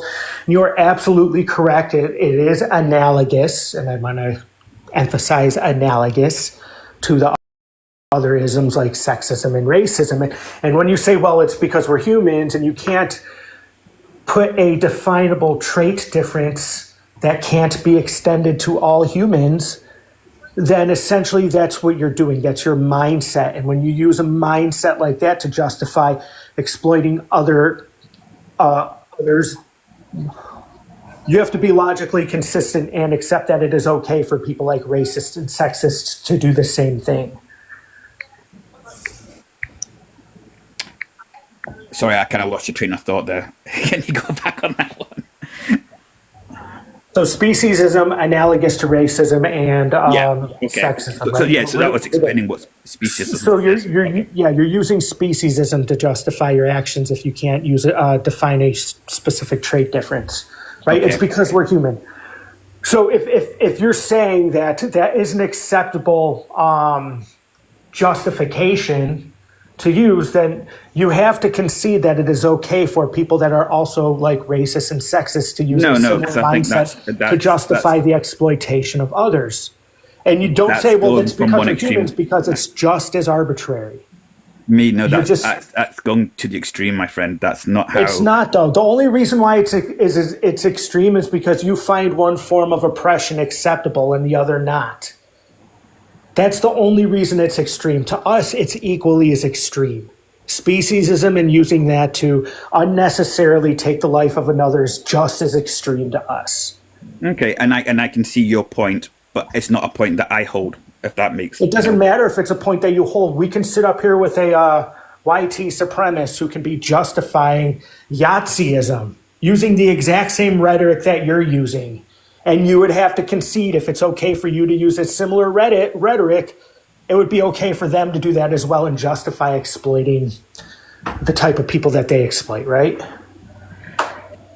The way that you are explaining it, yes, and I'm trying to think of a way to corresponding, but also you said Yahtzee. Because there is no which way, me and I'm sounds not like trying the to game say that Yahtzee, to be so I don't disrespectful, really know. but there just isn't a way. And that's why we have these discussions, because we understand that. Mm-hmm. Yeah, I mean, all I came on was to give my justification for why I did it. I've listened to your arguments. I mean, Hey, Doug, it's not do you going to mind? change me, May I ask you a unfortunately. couple of questions, Doug? Yeah, go ahead. Okay, so you came up here and you were talking about deer. Are deer the only Yes. animals that you use? No, I eat beef, and I eat pork and lamb. Okay, and do you consume any sort of dairy or eggs? Obviously I eat stuff what's in baking goods, so with eggs and that, and I will put milk into my cups of tea. So Okay. yes, I do. So okay, so you came up with defending your use of deer, and now you're saying that you also use cows, pigs, lamb, chickens. You use a whole host of animals, and I do. Yeah. So why? I mean, throughout the conversation, it seems like you understand that, I mean, you were trying to justify the one thing, the deer, because of the overpopulation. But these other animals that you're using, they are taking up land that the deer would be living on, that wouldn't create an issue with overpopulation, or what's it called, carrying capacity. But you're using those animals too. So you're contributing to the overpopulation, and you're justifying somehow using all of these animals. I do. I mean, I know you've said one problem with the farming in the UK, but the farming in the UK is normally very, very good. I don't know the exact story that you said before. Are you talking about Pignorant? He's talking about when I was mentioning Pignorant. Yeah, the UK one, and you said someone filmed someone hitting. Yeah, so if you pigs look with up metal bars. Pignorant, it's just not to distract from Freesia. I want to go back to Freesia's point, but that was the highest welfare pig farm in the UK. The highest. You might need to put that into the comments. He has I don't know how you awards. spell that. Pignorant? Like ignorant. I'll look it up. Just look up Pignorant. Just type out as best you can Pignorant. I guarantee it'll come up. It's an ignorant, but with pig. Okay, that's not the name of the farm. Sorry, I thought you were giving me the name of the farm. No. It does mention the name of the farm. I don't know because I'm not. Thank you, Freesia. Freesia put it in the comments. Pignorant. I don't remember the name of the farm, but he does talk about it in the video. He says this farm was known for their awards, and you can go look this up yourself. And they were known for being the most humane farm in the UK, who is supposedly supposed to have the highest welfare laws in the world. And they were still beating the pigs with lead pipes. And the reason that I brought that up is that, yes, there can be times when a farmer has nice moments with the animal, but they're still seeing them as an object. And it's inevitable that they're going to harm some of these individuals because they see them as objects. It's just inevitable because you're doing a job that's hard, takes a lot of time and a lot of energy to farm animals. You don't think they get frustrated? Well, Go ahead, Freesia. I want you to actually make your point again. And then obviously you've got the hands that come along to help at the farm. So the ethos of the farm might have had one thing, then you're hiring people, and if they're having a bad day, you can't control. No, it was common on this farm. They had posters that said you're supposed to euthanize with little bolt gun. But let's say they did that. Is taking someone's life who wanted to live fair to that individual when you could just eat or use something else? Yeah, but then this is the argument about we've been farming for thousands of years, and these. But we can look at our past history and make change. We can make change. You can change your habits, which can make a drastic change in the world. If you want to see a better world, you need to act that way. If you think it's immoral to cause, if you agree, Doug, if you agree that causing an animal unnecessary harm is immoral, then you should be living vegan.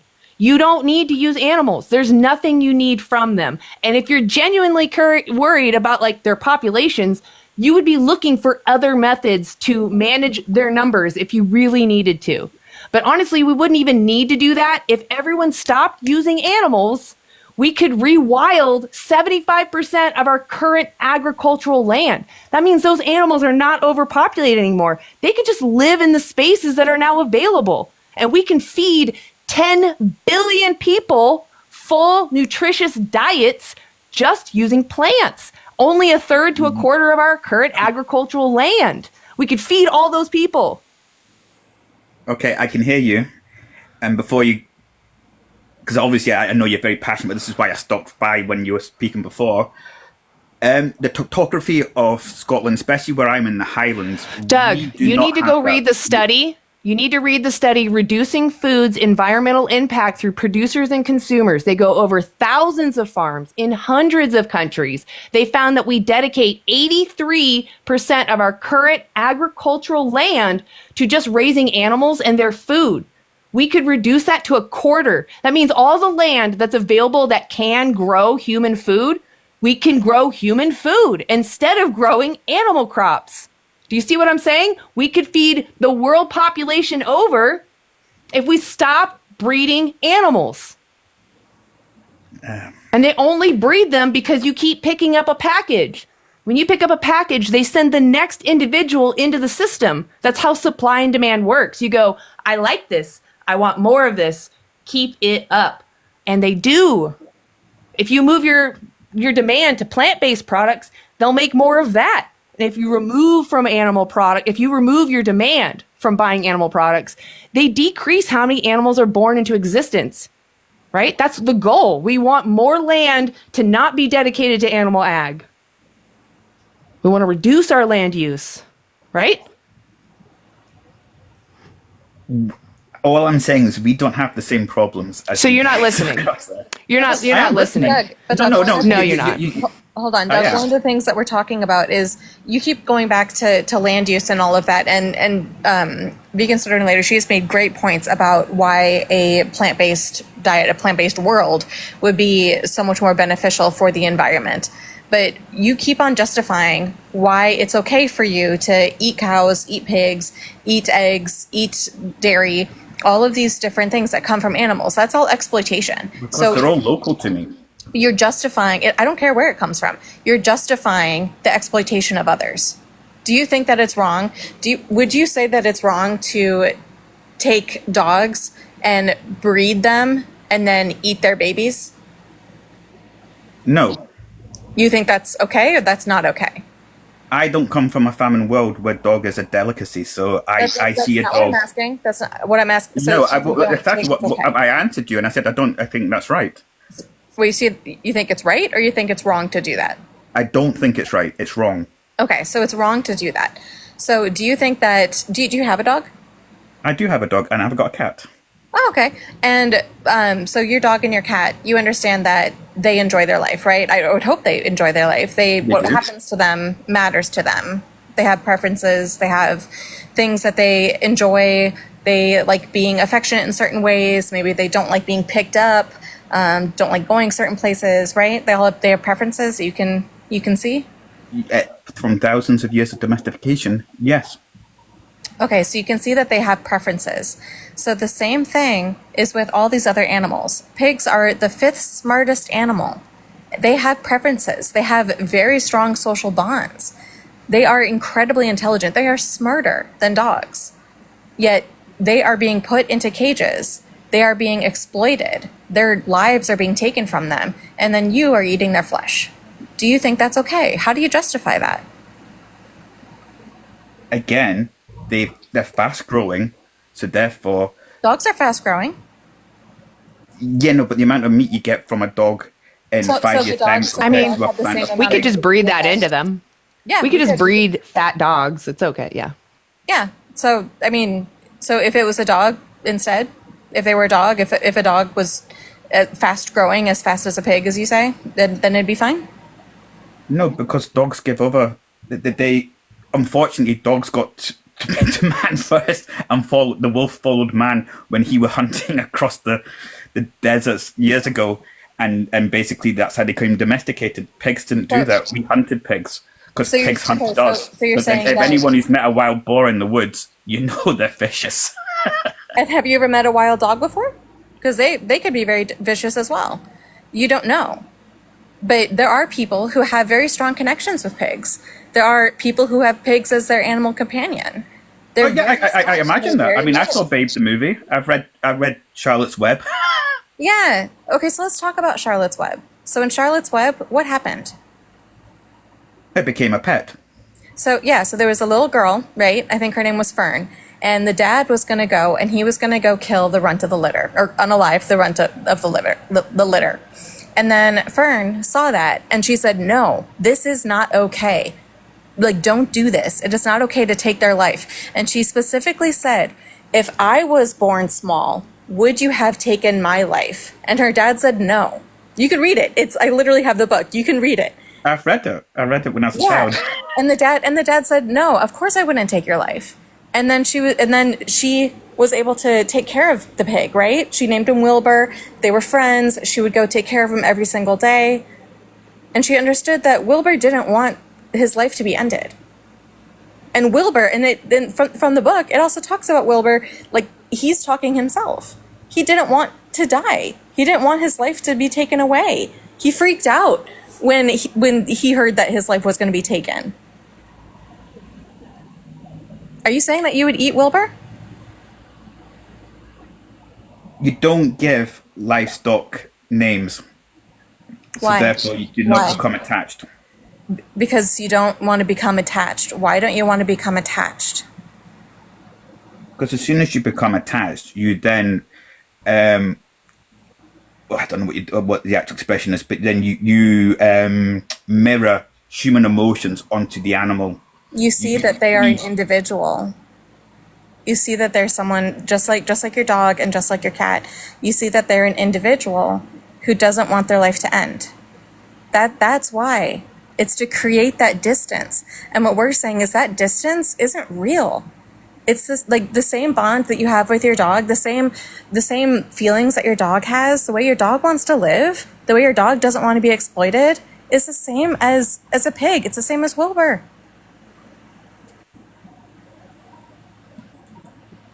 Look, all I'm going to say is you might as well switch me off because you're not going to change my mind. But I get what you're saying. I think Freesia has changed your mind. I will look up Pignorant. I think because I was interested in that, but no, you're not going to change my mind. I think she's got to you. I think that there's a bit of Freesia living rent free in your mind now. I just hope it's the animals, the animals who want to live. You know, every time you eat the flesh, the humans were like every time you eat the flesh of an animal, that's an animal who wanted to live. Exactly. And if humans were so smart, hundreds of years ago, thousands of years ago, they would have watched the pig more intently than thinking it was a meal, and that these pigs were able to find food.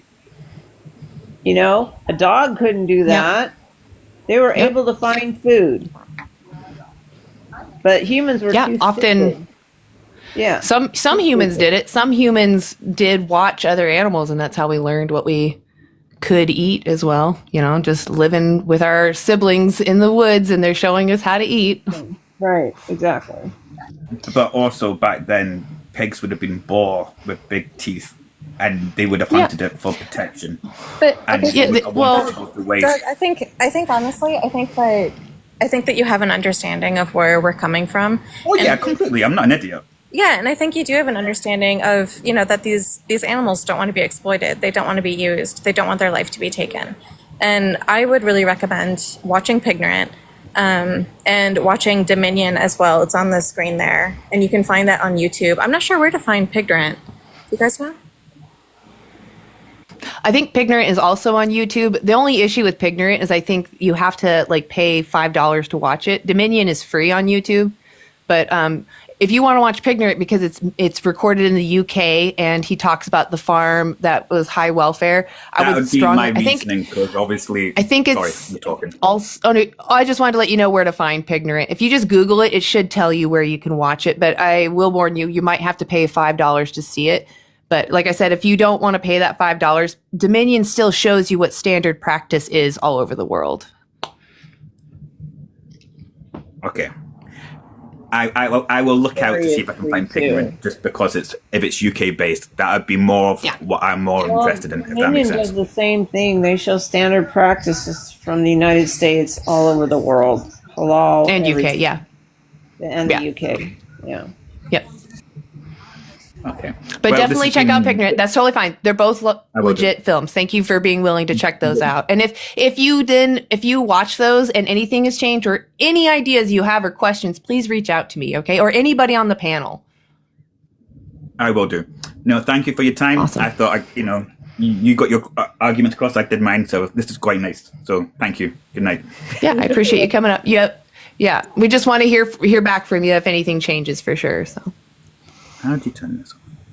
Oh, I'll kick you. Thank you for coming up. Cool, thank you. Yeah. All right, bye. Sometimes TikTok doesn't let you use the buttons anyway, so it may not be he didn't know. It could be just TikTok as well. But anyway. Yeah. That's happened to me. I've gotten stuck and I'm like, I can't leave. I can't get off. Exactly. Please kick me. I can't go. I know. And I'll just like, Anyway. I'm like, I don't know. Panic. Well done as always today.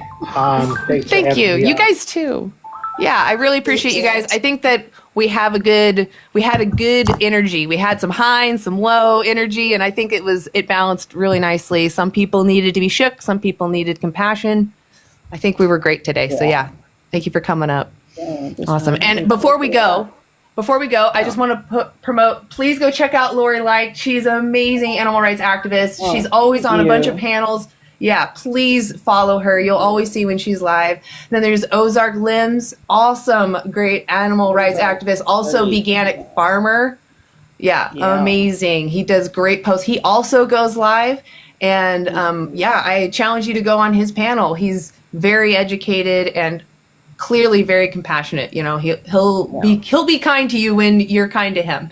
And then Freesia, she is amazing. I love Freesia. Always a treat to have Freesia up here. I hope Freesia maybe goes live on hers again, but we'll see. We'll see. It's a lot of pressure to go live, so I don't blame you. Rita has awesome lives when she does go live. Oh, thank you. Yeah. You're so Hell sweet. yeah. And you just make great posts. Your content is always moving and just cuts right to the point. So I've been even if you don't go slacking. live, it's still that's okay. That's okay. Your current content is still beautiful. So everyone go follow all the vegans here. Great activists. Does anybody have any last words? No, you'll be back Monday, I guess, maybe, huh? Yep. I'll be back Monday for sure, 9 a.m. PDT. Okay. And I post them on YouTube. So if you ever miss a live and you want to watch it, the following day I post it on YouTube so you can watch it. Cool. All right. Yeah. That's cool. Yeah. Same screen name, Vegan Stoner Lady. So come find me on YouTube. Well, I'll probably see Ozark later and maybe use live or something. But Hell yes. I still haven't gotten there. Yeah, you gotta come. I know. I Oh really my God. appreciate that Universe goes live every day. That's pretty commendable. And for so long too. So that's amazing. I really want everyone to go check out Universe's live. You got questions, go up there, Come check me out. If I'm not up, go check out him. We're all here for you. Yeah. Awesome. Y'all take care. Thank you. Monday.